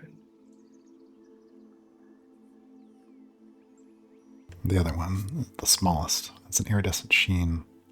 It's always skulking around, it's fast and lean. Okay. That was Little Forge, though, I thought. The small one? The young one? That was the one with the mohawk. Yeah, red and green with the mohawk was Little Forge. Ah.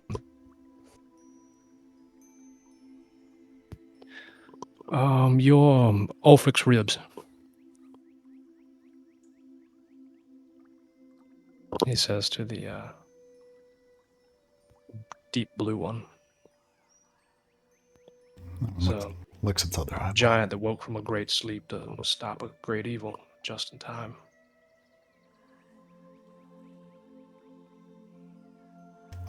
Ulfric's ribs.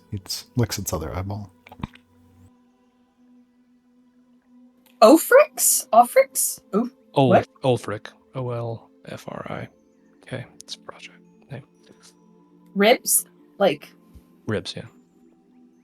Like one of his ribs. Like he's one of his ribs. excellent. Maybe one of his claws is one of his ribs. We'll get to the unique symbology as we see them. Do something besides eat their former leader. The last one. Little quick one.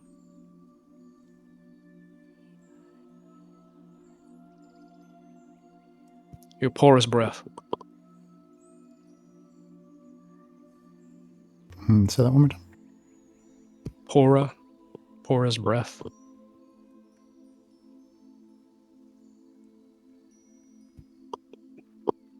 You just see 2 eyes blink from a shadow. Pora's horns called out to alert a city when it was being attacked by night. Saved everyone. Your speed will do that. 2 more blinks. All right, so that was your names, and They all seem somehow a little bit larger than they were before. Pleased. Pretty-eyed girl says, good names.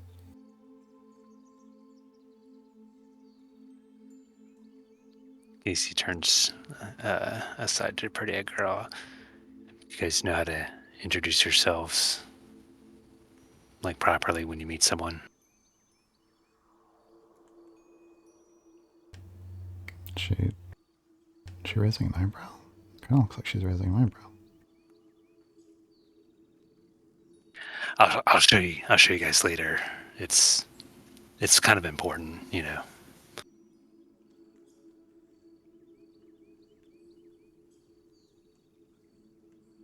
Tell. But yeah. How far to this tower, huh? Pretty girl glances over at Desmond.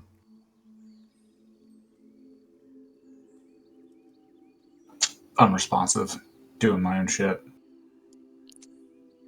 Yes. Without looking up from his notes. Yeah, what? We're going to the tower.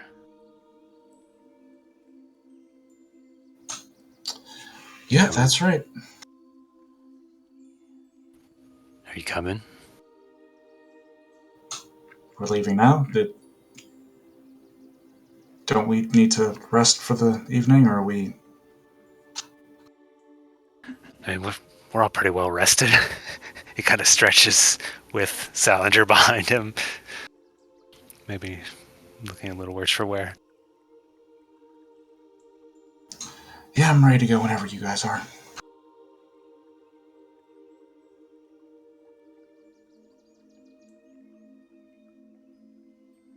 You see the hunters kind of stand up, finish their feast. They're just covered in blood and bits. They track blood through the snow as they walk up to join your group. They're all each right now armed with witch spears. Looks like makeshift bows. Each have a couple of arrows. Only one of them is wearing armor, but they're all ornamented.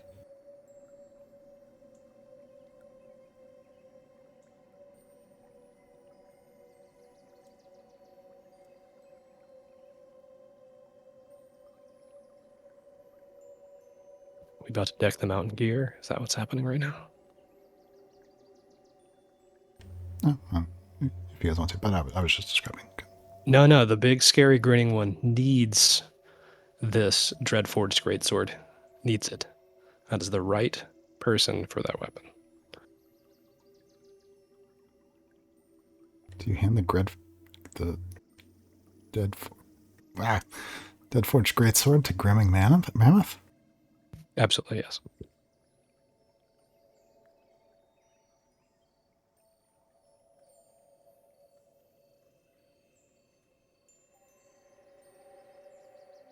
As you bestow the weapon upon them, the others look wide-eyed.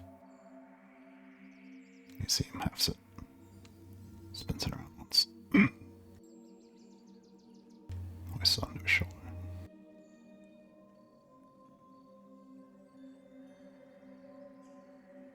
Oh no, I don't have 5. Sorry. Oh no, I don't have 5. Esmond will pull out the dead forged kite shield that he has and just throw it towards them for whoever to take. He doesn't care who has it. Ulfric snatches it up.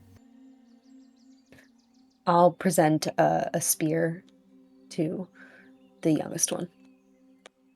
Okay, hold on real quick. What item did you give Ulfric's ribs? Sorry? What was the shield? Dead forged kite shield. I'm putting it in the changelog.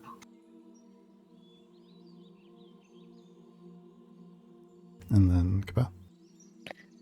Kid's just getting a regular old spear. Maybe one that Kabeth made. Yeah, she'll kind of like point to the tip of it and go, I made this. Now you can use it. Takes a spear, looks at his own spear, looks at him back and forth, tosses his spear away. Oh yeah, 2 spears, that's great. It's 2 spears.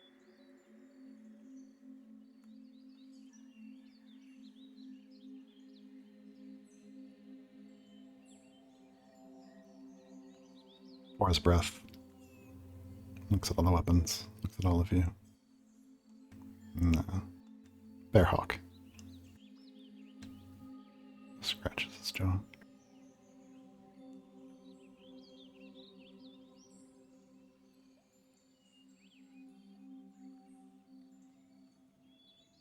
Peach waits a few minutes for a Salinger to direct the folks, but if the silence stretches for more than a minute or so, she will look at Sal and say, "So, where all are we going on now? And are these good folks coming along with us? Because maybe you should give them some orders in addition to some names."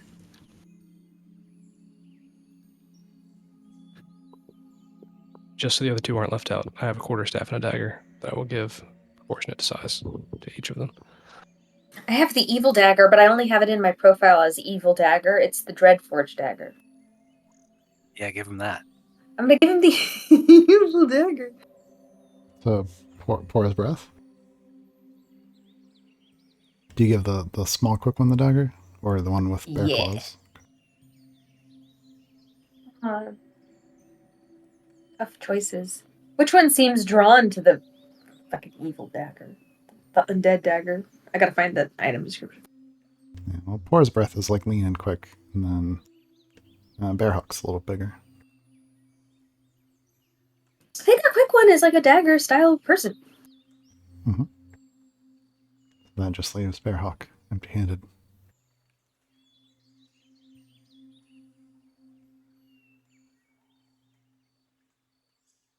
Right. I mean, Sal like looks at Saloisa's spear and then can't do that. Looks at the verdict's judgment. It's like crossbows. No. Looks at Brunhilde's hammer. Is like absolutely not. And then just hands him. Oof! I can't believe I'm doing this. Hands him the gauntlet. Are you sure? We have a lot of equipment. I'm sure we can I, drop them. Yeah, somebody I'm else scrolling can up. step up. I'm gonna have to. Stop, I can't leave one of my just new a goddamn tribe out. second. Bearhawk reaches Roger, out for the wait for a gauntlet and minute. pulls back. I'm scrolling up through all the stuff.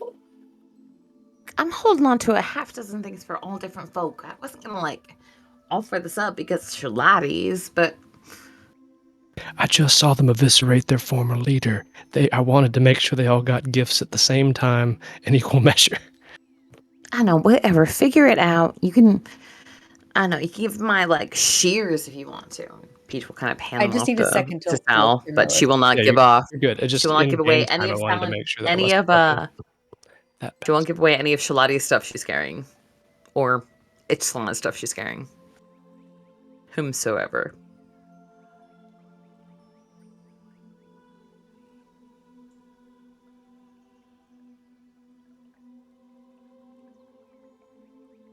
Wait, no, I've got the armor that I'll never wear. The Dreadforged half plate would be perfect for the last. Remember? Yeah. We're making them very scary. I know. They're gonna make zombies when they fight.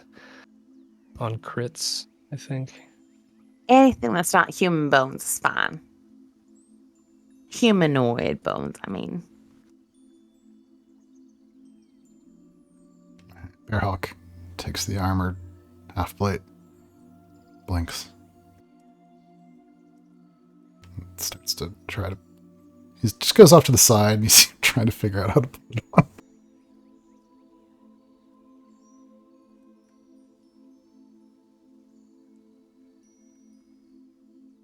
I mean, Casey kind of points over to Pretty-Eyed Girl.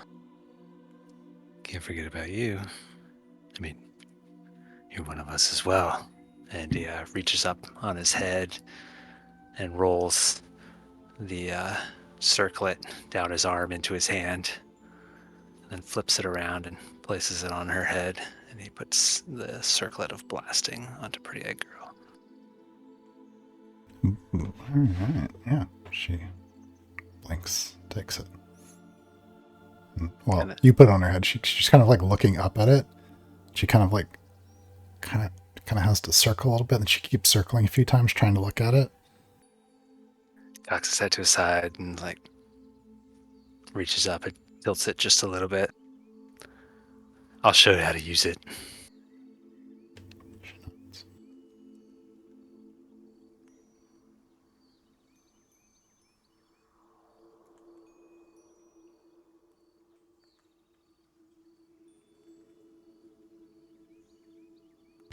After a few minutes later,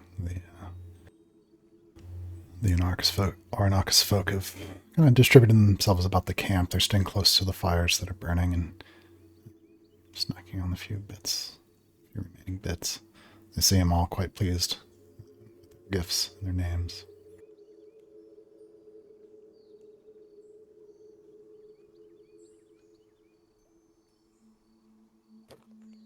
You see Kabeth checking on the guy who got armor to see if she can help make it fit him better. He's got it on. It's just backwards. She walks over and she kind of looks at it and she just nods and walks away and she just gives him a thumbs up.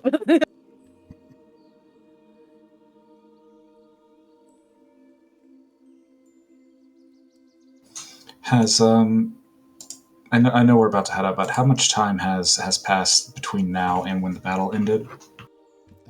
Let's just say a full day. One day. Okay, so- Between when this battle ended Oh, Yes. let's say 4 hours.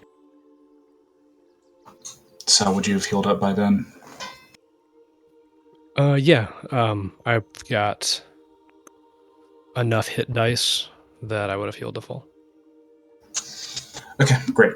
So that solves something I was considering for you. Okay, Esmond is standing at the ready with Typhon and Zephyrus to either side of him, and he's just waiting, see if everyone else is ready to go. We move on or do like a long rest. Peach would try to find Salinger one-on-one, but whenever that works, Yeah, we'll like do. narratively is fine. Yeah, we'll do a scene like that. You guys break for camp. Totally fine. Yeah, as you guys begin to stir and look like you're ready to travel, the hunters kind of get to their feet and look like they're ready to go.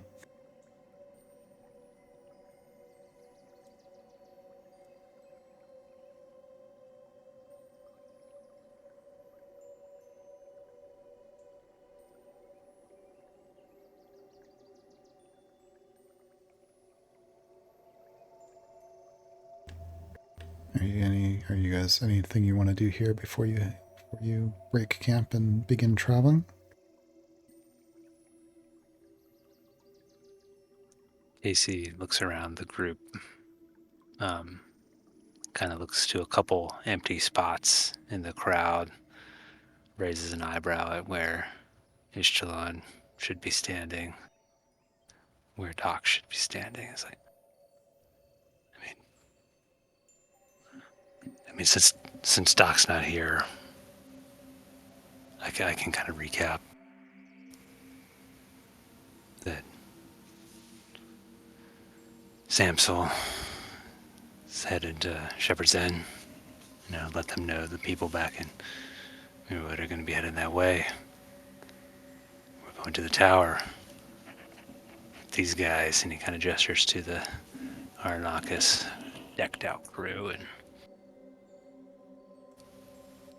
yeah, and it's not far at all, so try to keep up, huh? He says to everyone and no one in particular. The girl says, go tower, find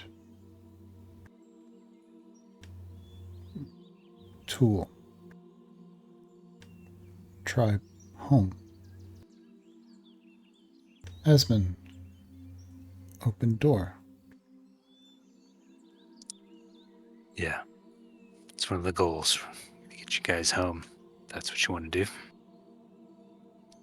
Kind of glances at Sal and winces a little bit upon saying that.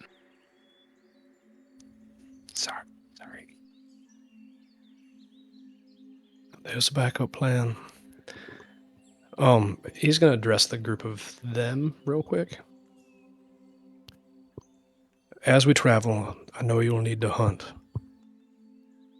It's just one request, one change.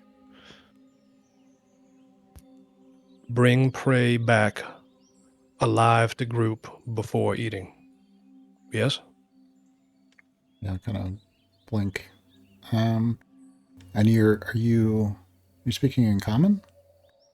No, I think he's instinctively going to speak in that same voice that came out during his speech. He thinks he's speaking common. Yeah, and you guys hear Salinger begin to go off in kind of clipped tones with some kind of growl rolling in the throat. And Casey, you probably recognize it as some draconic adjacent. It's kind of like draconic. And you see them all, several of them blink and they kind of perk up. You see them. They look confused and glance at each other. Acquiesce with a nod. Just as I shared with you, you share with the group. That's the rule. And then he looks back to the rest of them. I think Again, instinctively, I'll go back to Kami, though he thinks he's been speaking common the whole time.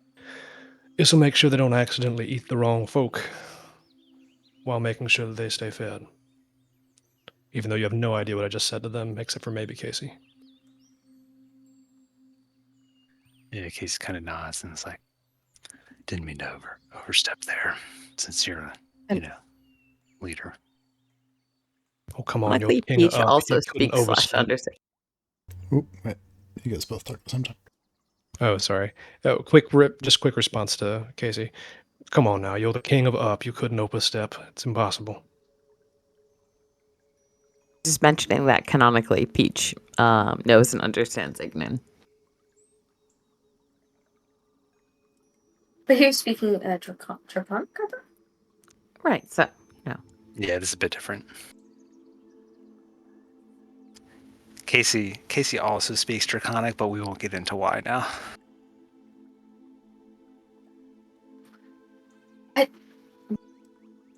I want to get into why.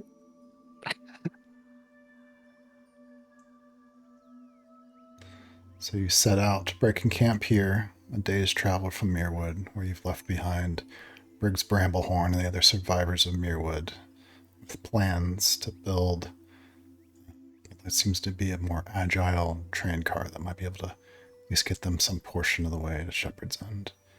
Somsol and children have headed straight north along the railroad tracks toward Shepherd's End itself. You have the tribesmen in tow with you as you move your way through the forest off the road toward the stone tower. It's almost directly to the east. So it'll be about a week's travel through open forest, difficult land, very hilly, and you're not sure what might have changed since the earthquakes have last happened. You are, at this point, almost a full day into your travel, moving through thick brush, cutting your way through brambles that have grown brittle, hard, sharp in the winter. Slippery ascents uphill, the careful navigation of avoiding deep troughs that would lead you into ravines that are your way. Who's leading this travel in terms of navigation? Esmond will. He's the one that's walking ahead of everybody. Yeah, please roll survival. Uh-oh.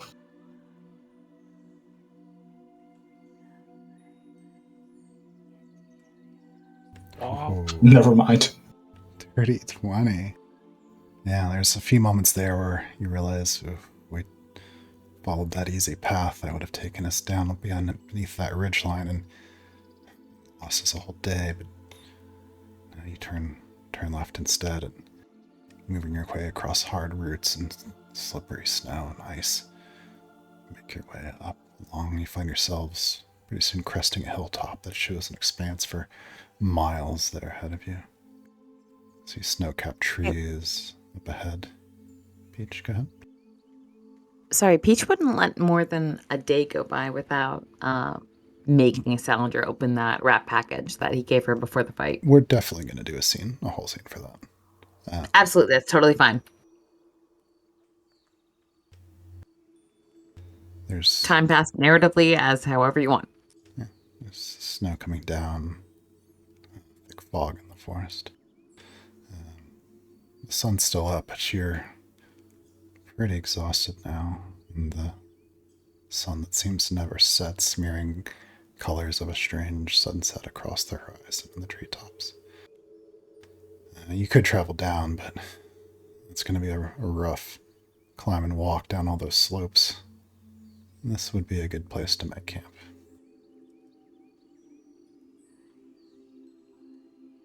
And as you begin to set up the fires and some windbreaks and place you'll be able to get some rest, the tribesmen have all fanned out, gone off into the forest looking for food. Under the agreement that they'll bring it back, at least mostly alive. Tell me a little bit about the camp that you set up tonight.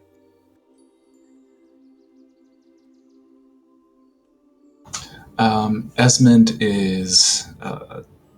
The campfire is always at the center of whatever camp that we end up making, but he's set up near there for the light so that he can continue taking his diligent notes, studying whatever that he's doing. He is,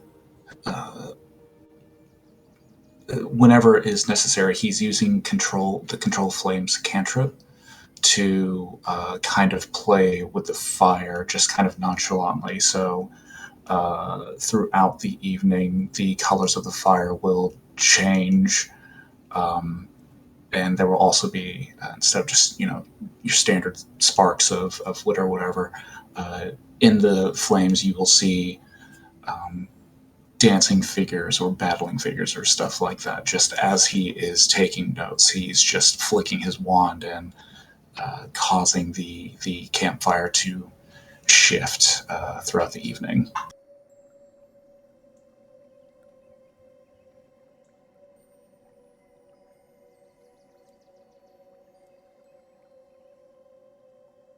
Okay, I'm going to do a couple of scenes. The last scene will be between Salinger and Peach.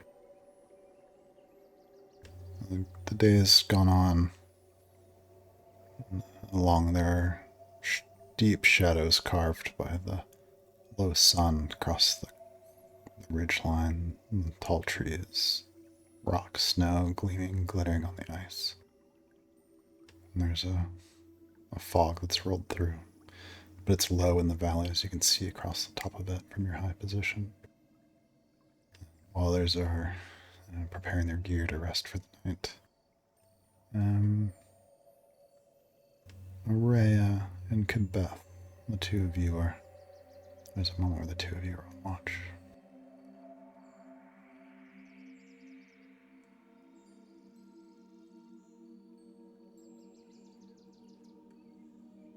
If you see anything purple, we wake up everyone and let them know.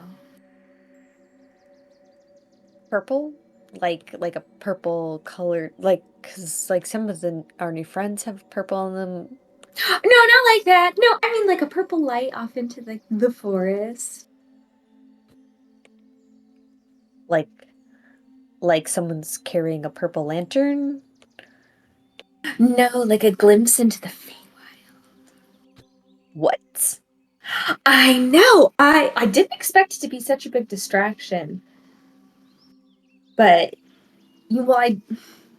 Ishlon's not even here. Did you talk to Ez about this? I mean, is this like another portal that Well, keeps Ez- opening up?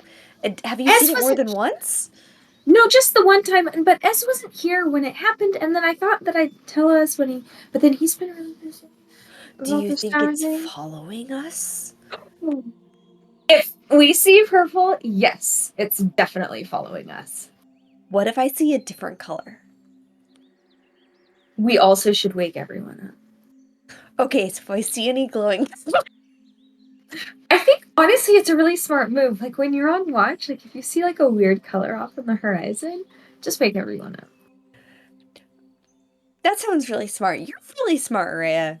I'm getting smarter. You see, because I thought you just had to be awake for watch, but it turns out you have to be tactically intelligent for watch. And I thought I was just awake and paying attention to things, and I was like, oh, look, there's purple off in the forest. And then I went and followed, and I even woke up Ishalon. I was like, okay, I'm not going to do this by myself. Like, a very smart move. But then Ishalon said she really wanted to go. And then she vanished into the...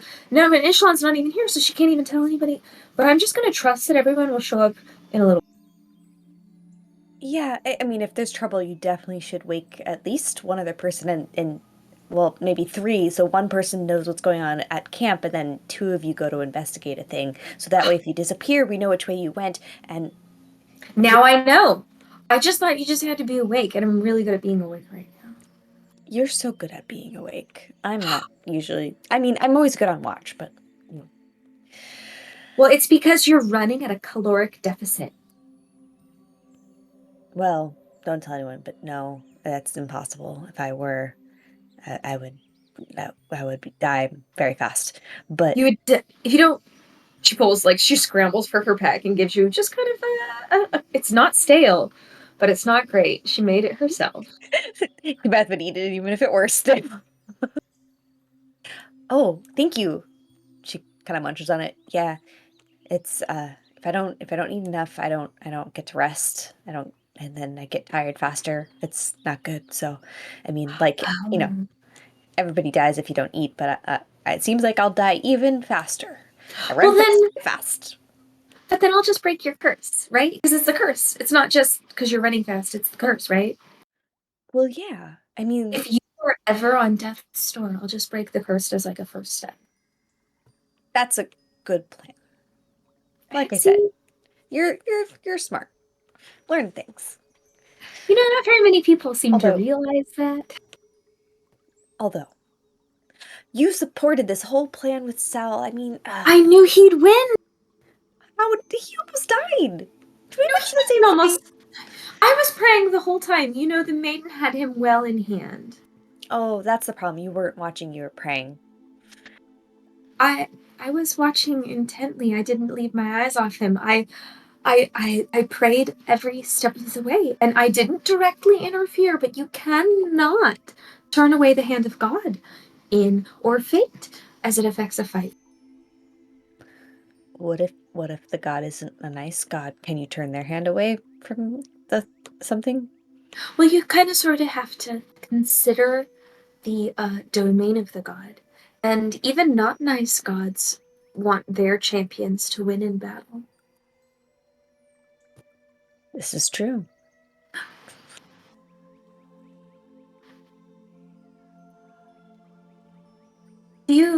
Well, no. But I mean, for a minute there, I thought that you were seeking sort of answers in the fire. Do you still wonder? All the time.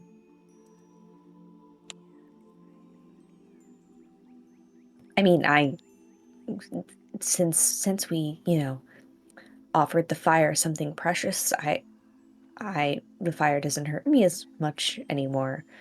Oh, Yeah, no. I can What, get what, the same way. what god do you think fire is their domain?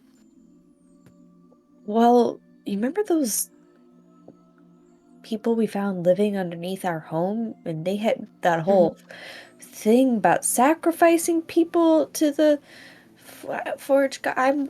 I mean, it could be the same one. Just Do you maybe my forge is a place where it also lives. like an extension? A mini, like an arm, a hand. Or tail, some of them have tails. Uh, well, offering offerings to such a god, do you think that's wrong or I mean, bad?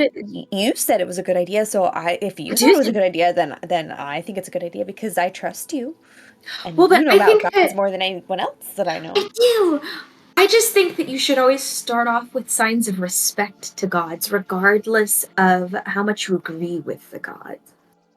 But what if we made a blood pact with it by accident?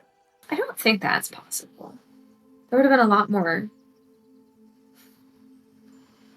I don't know, like a infernal cell. Like there would be like more to it, don't you think? Yeah, I'm sure. I think more of like a blessing, like a fire blessing. That's different. I get blessings all the time. It has come in handy. Is it? It makes It's been Casey so cold. vulnerable.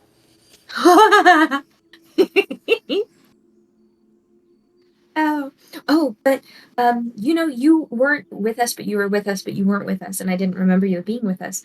We did discover a goddess called Brunhilde, who is a breaker of walls.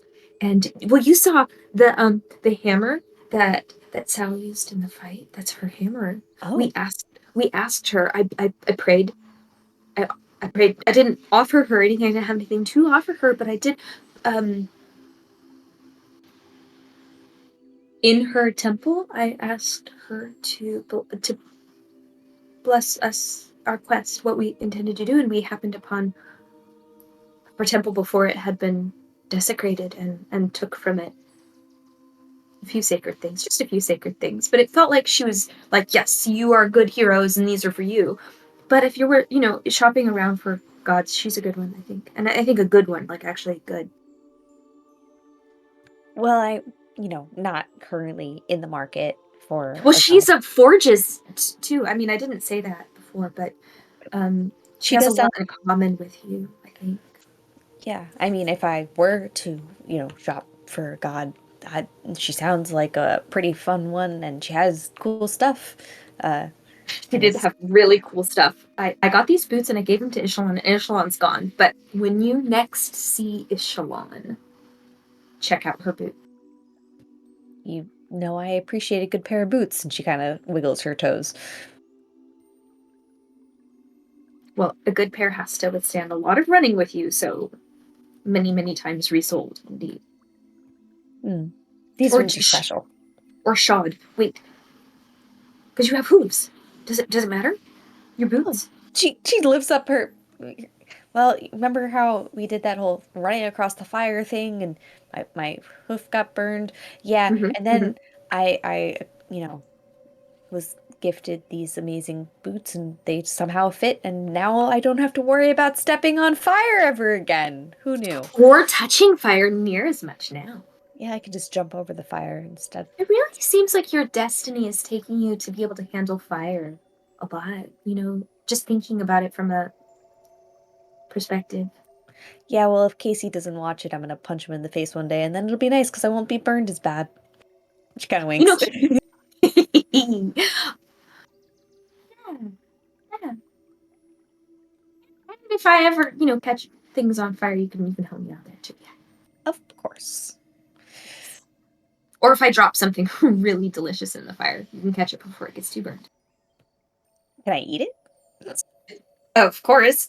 Brownie's right out of the oven now, right? As the two of them are there on watch, guarding the narrow pass that leads to your camp, back at the camp itself, Esmond, Casey. Real quick thing before the two of you do your scene. I sent all of you a message in your private channel that might ask a certain question. Let me know that you've read that and respond.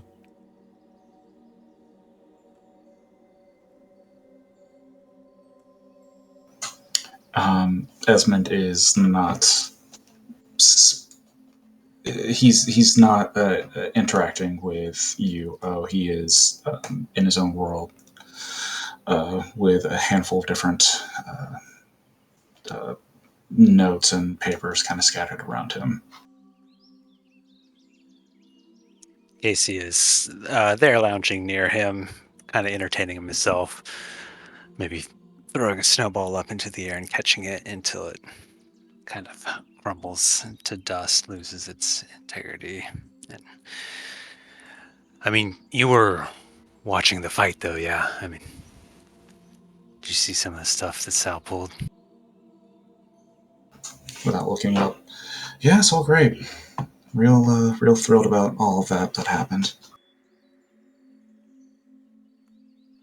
I mean, yeah, it was kind of necessary, you know. We needed to make the road safer, and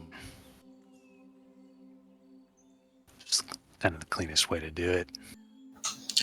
No, I get that. I don't disagree with it.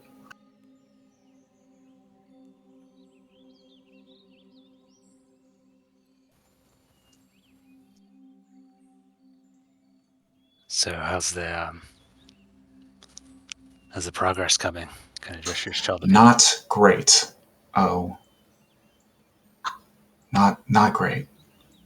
Well, do you need some? Why the hell would any of you promise that I would be able to open a tear and be able to direct them back home?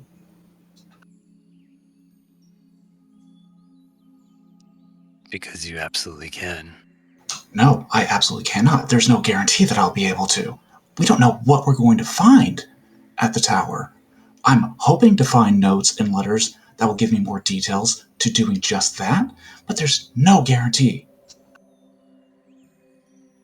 So now what happens if the promise falls through now? I mean, here's the thing about plans and promises. You go with them until circumstances change. There's nothing wrong with his plan. Circumstances will probably change, but So then what, we either betray them or they try to kill us because we lied to them? there's no lying or betrayal. We've I haven't lied to them. I don't think any of us have. We fully intend to get them home. Yeah? I don't think that they're going to be of the understanding sort when they realize that we are unable to get them back to their home dimension. Well, they can take it up with their leader. Sal? Yeah. Or did you miss the fight? You said you were watching. Whatever. Goes back to scribbling in his notes. The log on the campfire cracks. Some embers drift up into the air, traveling across the ridgeline to where Peach and Salinger are on watch on the hilltop, overlooking the vast vista.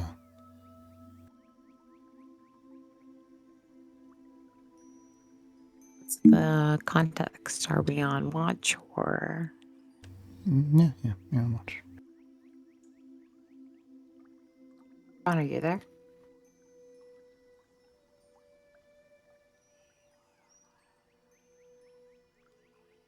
So, if Peach and Sal are on watch together, a few hours after the fight, a day maybe, once they're together alone, Peach would settle up next to Salinger and say, "So, can we please open this, MacGuffin of a present now, or what?" And she'll pull the package that Salinger gave her during their last meeting out of her pack. It is wrapped in brown paper and tied with gold ribbon. Well, yeah, I didn't want to force it on you. You can open it whenever you feel like. I didn't have to be sitting here for it. It's for you. I mean, it's for me, but, you didn't show the contents or anything out of anything but drama. Like, let's not pretend, Salinger. You could have just, knew what it was and then given it to me straight out. Where would the story be in that? That's what I'm saying. I'm saying that you wanted to be here to see me open it, and here I am, about to open it. I wanted you to decide how best to open that gift, and if you want me to be here for it, I am, he says as he leans back against a tree. Go ahead. Though there's not a lot of gold ribbon around anymore, I would wrap that up when you're done. Peach kind of scoffs at this, but she unwraps the existing package. And she reveals the portrait of her mother and Kaylee. As you tear the paper away, you see it's a pretty exquisite painting. Frame's in great shape.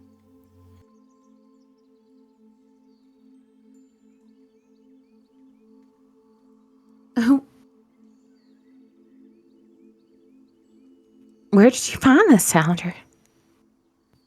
Find it. You don't think I painted that? No, I mean, you've got half decent skill, but, you would have... I don't think you painted this. Where'd you No. find this? I found it, believe it or not, in a rundown old tavern in Muirwood, right before we left. Muirwood? Mm-hmm. Damnedest thing. Well, even is around here still. And Peach kind of twits her head back and forth, like looking at the people among the crew. Who even here is still from Muirwood? I mean, some was in Muirwood. I mean, when Bramble, what's his face, was telling everybody about their old family, I asked about my mom, and I didn't even think to. Didn't volunteer for the fight this time around. I guess I kind of figured that meant she Man, a lot of her stories were lies. Seems like she didn't tell you the half of them. They don't make paintings like that for just anybody. I mean, look at this thing. And it survived at least the first phase of an apocalypse that we're currently in the middle of. And as you two are examining the painting more carefully, you notice something small, strange. It's not on the painting itself, it's on the frame. There's an artisan's signature carved in the wood.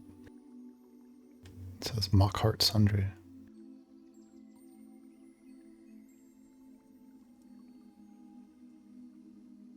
What's that mean? An artist name? I figured I lost my chance to talk about her to folks now that we're separated from our pretty from Marewood. This means, Sal. You know way more about art than I do. What the name here? What does this mean? Salinger. Real history. It's my best thing.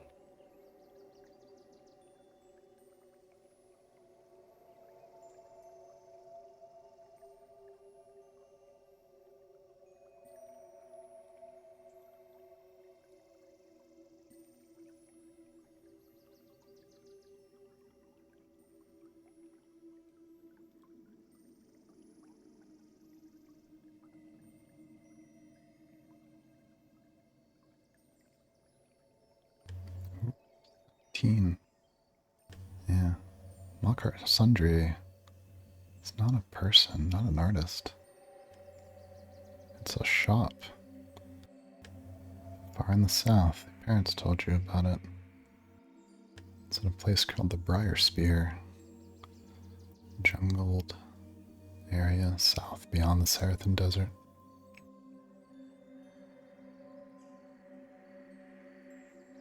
Many islands there.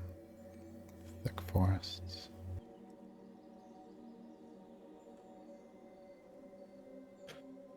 It ain't an artist. It's a shop. Long ways south from here. Past jungles and briars and all kinds of dangers and a big old desert. Well, that doesn't make any sense. That would mean that my mom would have gone down there, or somebody from there would have painted some kind of picture of her, and Peach kind of looks at the legend a little bit more closely. Does it say Kaylee's name specifically? In the journal? Yeah, Kaylee's mentioned in the journal. No, I mean would Peach be able to make the connection, Kaylee, but in the journal versus in the painting? Mm-hmm. Yeah, I think so. Then Peach would point this out. And her, Calais or Kaylee or however she might say it, and she's all over my mom's journals. And this is her. This is the first I've seen of her. But as far as I know, Salinger, my mom was a wood elf. She lived for hundreds of years, as far as I know. I don't know who this person is. I don't know where this painting was made. That's true. That's a lot of mysteries. Your mom always kind of was one, though. If you can't tell if she's telling the truth or a lie, it kind of makes everything she say have that air about it. Figured it was that sort of thing to, protect me. Protect you. I think I got a theory for you, and I've had one ever since what she did back home saved so many lives. Please tell me, Sal. I think those lies she told you were small, and her life was so much bigger. I think she told you little lies to cover up the big legendary adventures she went on. Yo, look at this.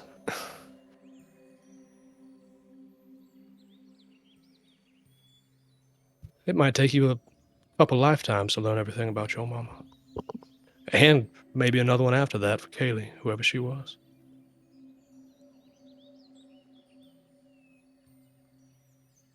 Thank you for finding this for me, Sal. feel like I lost so much time. I should have asked my mom. I should have taken it more seriously. I should have believed her, you know?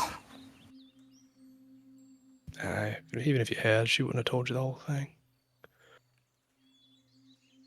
I Thank you didn't for find it this. for you. I didn't find it for you. I stumbled on it. Fate or dumb luck or whatever. It's just lucky that I was there. Right place, right time. Peach kind of laughs and puts the painting gently aside next to her.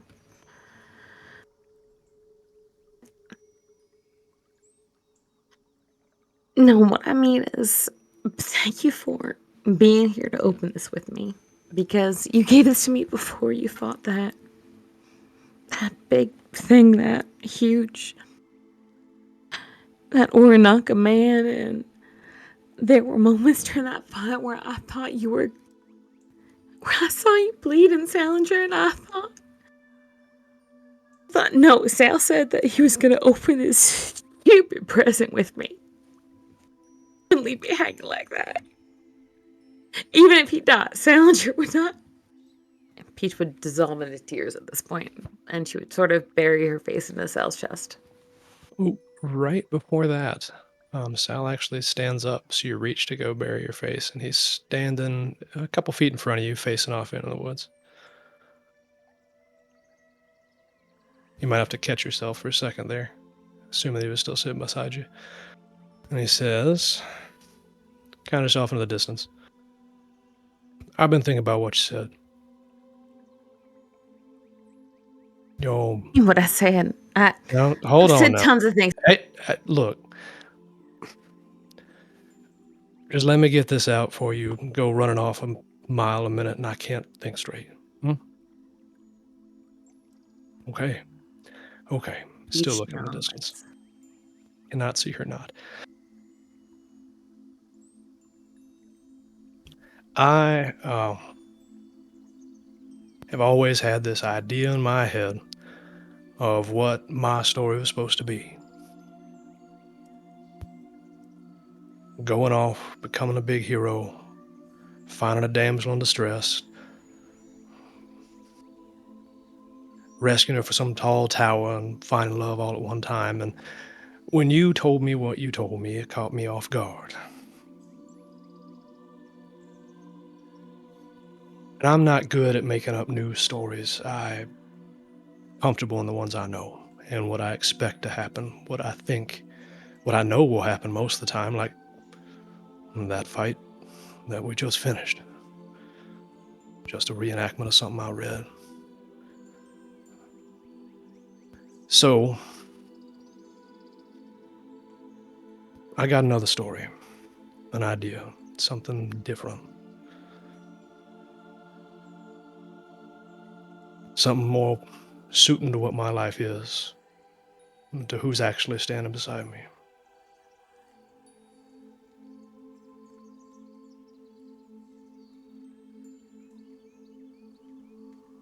And it was a ballad once.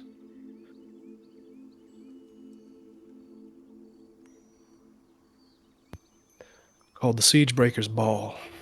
And I know that don't sound romantic or anything, but maybe it ain't. I don't know.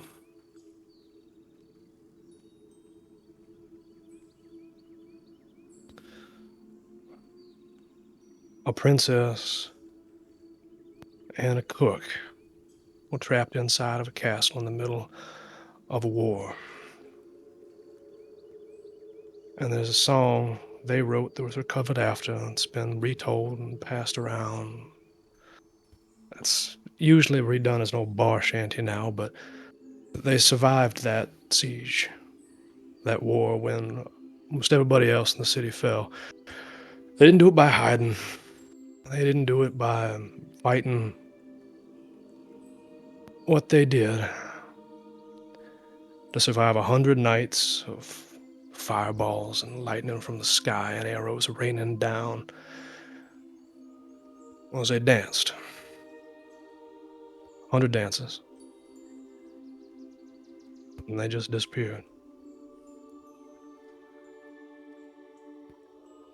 So he turns around, looks Peach in the eye, and then kneels down. May I have this dance?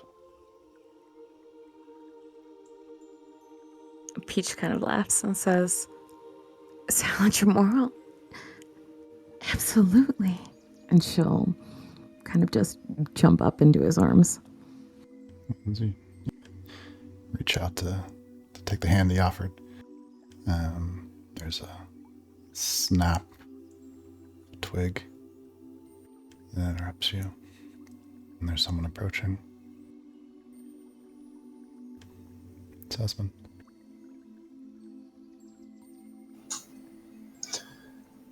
Peach, come on, what are you doing out here?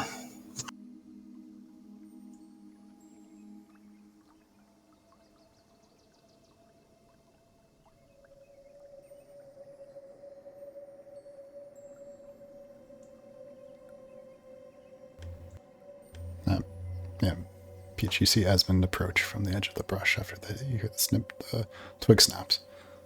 He said something to you, but you didn't quite hear it. Peach, or Kate legitimately did not hear it. What was it? Esmond peeks or comes around the tree. Peach, come on, what are you doing out here? Oh, yeah, I'm so sorry. What? What, Esmond?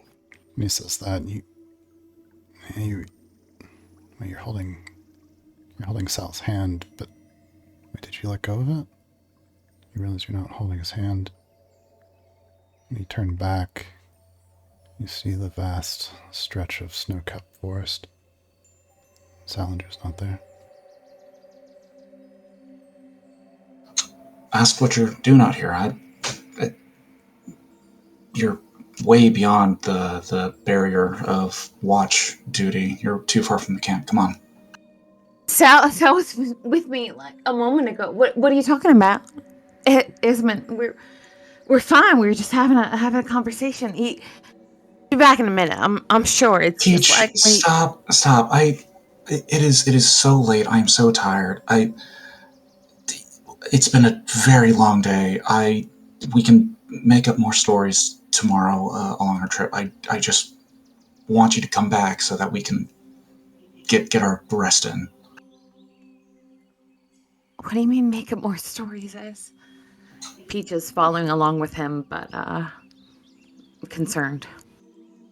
I mean, whoever the hell you mentioned, Sal. What is it? I like the name. That'd be good for another story. Are you trying to come up with another story? No, no, Salinger Moral. He's verbal. He came with us this whole way. He fought an Aranaka's champion to. You all hear their voices. The two of them come back to camp. Save us, to protect us. He and I were just off walking a moment ago. Surely, look, folks have disappeared for like a minute or two, like a day or so, but you all remember Salinger. This is not. So it's a drama, romance. Peach, as you're describing this to them, you start to feel a weird feeling, and then you start to hear a high tone. It grows painful in your head, and then there's the sound cracking and shattering glass. Your vision kind of splits down the middle for a moment, red at the edges. You stumble. Kabeth, you're close enough to catch her. Hey, whoa, easy there. Are you okay? I got you. Is Peach okay? Did she pass out? For just a moment. No, you're awake now. You just lost your balance. Yeah, Kabeth, where's everybody? Can we maybe... Can we all just like come together as one? I feel like I need a head count. I feel like you've just been gone for so long, and I really want to I want to get eyes on Salinger. Kabeth looks around. She's like, everybody's here. And who's Sal? Salinger? I mean, everybody's here. Salinger, Salinger? You fought. Just fought an Aranakis man to the death. He fought to protect all of us. He tamed a monster himself. What are you talking about? Who's Salinger? This is ridiculous. Everybody's here but Moon and her tribe of hunters. They went off hunting. She leads them on the hunts. It's impossible. Salinger fought somebody, I swear. He fought somebody just this past noon. He fought someone and he fought someone and he won, and he was gonna be here for us. It's just one of those stupid things, one of those stupid time things. Go show up and Sal will be there too, and it'll be fine. Everything will be fine. Peach kind of collapses in Kibeth's arms. She's just patting her back, like, it's okay. It's okay. I'm sure we'll figure this out. She looks at everybody else like, help. It's Kibeth is holding Peach as she cries in her arms. Slowly pull back across the snow-capped forest and view across a broken world. And that's where we'll end for tonight.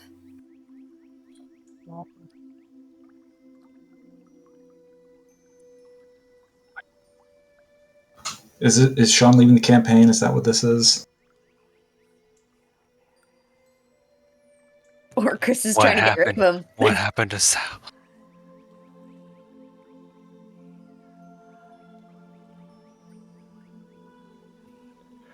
We've got another surprise baby coming in like a week, so this is my last session for a while. Surprise, baby. Yeah, we have nothing but secret babies around here. Oh, I almost no. had to say something when Sen posted that. What was it, like 3 weeks ago or something? It's like every time I see Oh my god, that this was in the wild. chat, there's another secret baby. I was like, oh, you got it. There is another one. No shit. Oh yeah. Congratulations. This is an excellent reason to step away for Yeah, quite a while. I thought I was gonna die. So that was a nice change of pace. You should have told us. We could have made that You happen. didn't die, and instead it just caused Peach like huge romantic trauma. Much Yeah. Yeah. At least I I had spent the process. 7 fate making sure you did not die. I was Whoa, though, like, invested. I was trying to spend every piece of spice I had. I was like, goddamn Sal, you are not dying. Wait, Technically, I lost all my hit points. I just healed just enough to get through. so do we now live in a world where we don't remember Sal at all? So I need to know what's the sit. Does Peach remember Sal, or Peach remembers kind Sal. of, Peach remembers Sal. Oh my god, this is awful. I have a Canadian boyfriend. you really could have mentioned this before we gave high-powered magic items to the group that's no longer has the leader. No. You guys still have the tribesmen. It's just that Muna's their leader. So they don't remember Sal either. Okay. Yeah, there was Yeah, a they're moment not gonna that be crossed like- my mind. I'm like, did I leave a group of Oh, how like cannibalistic, who remembers Sal and like what well-armed is and the armored lizard men behind? Let's equip them first. what's the sitch with like Give them a fair chance. what's the like party line? Mm-hmm. I want to know like what the official story is, quote unquote. For 4. Take however long it takes. I just, so that I, Kate, do not lose my mind. Peach can still, what's the question? What's the like official like timeline now with regards to who's in control and what everybody else thinks about Salinger, etc. Oh, Peach remembers Salinger. No one else remembers Salinger. Muna leads the tribesmen. Yeah. Okay, cool. But that's something I can investigate next time. Yeah, it'd definitely be. Cool. Casey would definitely have us down for a scene about that. Awesome. So, unlike any other instances of somebody disappearing, only one person remembers the person that has vanished this time. Mm-hmm. Yes. It's a perfect pickle. I love it. And not to say it'll permanently be that way, but for right now. Cool. What is the in-game date? He posted an in-game date recently. I'm scrolling. The last date that I had was 64, but I don't want to assume that it's now 66. I just want to double check. I think it is 66. Anytime anyone says Sal now, I'm just going to assume they mean Sal Luis. Is this like in I worked on some MMO, art and for all of her. my cool magic items just poofed out in all different directions and everybody has them so they can use them? I call it the hammer. Kabeth should have that. Quebec needs that hammer. Don't But be. as wielding that hammer, though. No. Canonically, they're Salinger's items. Salinger's items. Oh, sorry about that. I feel bad now. Too bad. I say how canonically proud I am of myself / Peach that I knew about Secret Baby and did not expose it to anybody yet. You know. Just the mom's chat. Yeah, I'm in the mom's chat. Yeah, we're in the mom's chat. Oh, I there's a knew, but mom's then I chat, too. forgot. Mom's chat. I feel so left out. Well, that way we don't have to spend a bunch of time talking about baby stories. If y'all didn't want to talk about baby stories, we realized we were doing that Exactly. in the campaigns a little bit. There's We're like, so "Let's many open baby chat stories for it." in memes and pets. We should maybe make a channel that's just for parents. Memes and pets. Yeah, I mean, I'll still post hilarious pictures from time to time, but we were kind Human pets are human pets. Yeah. There's literally a channel called Mimi Pet.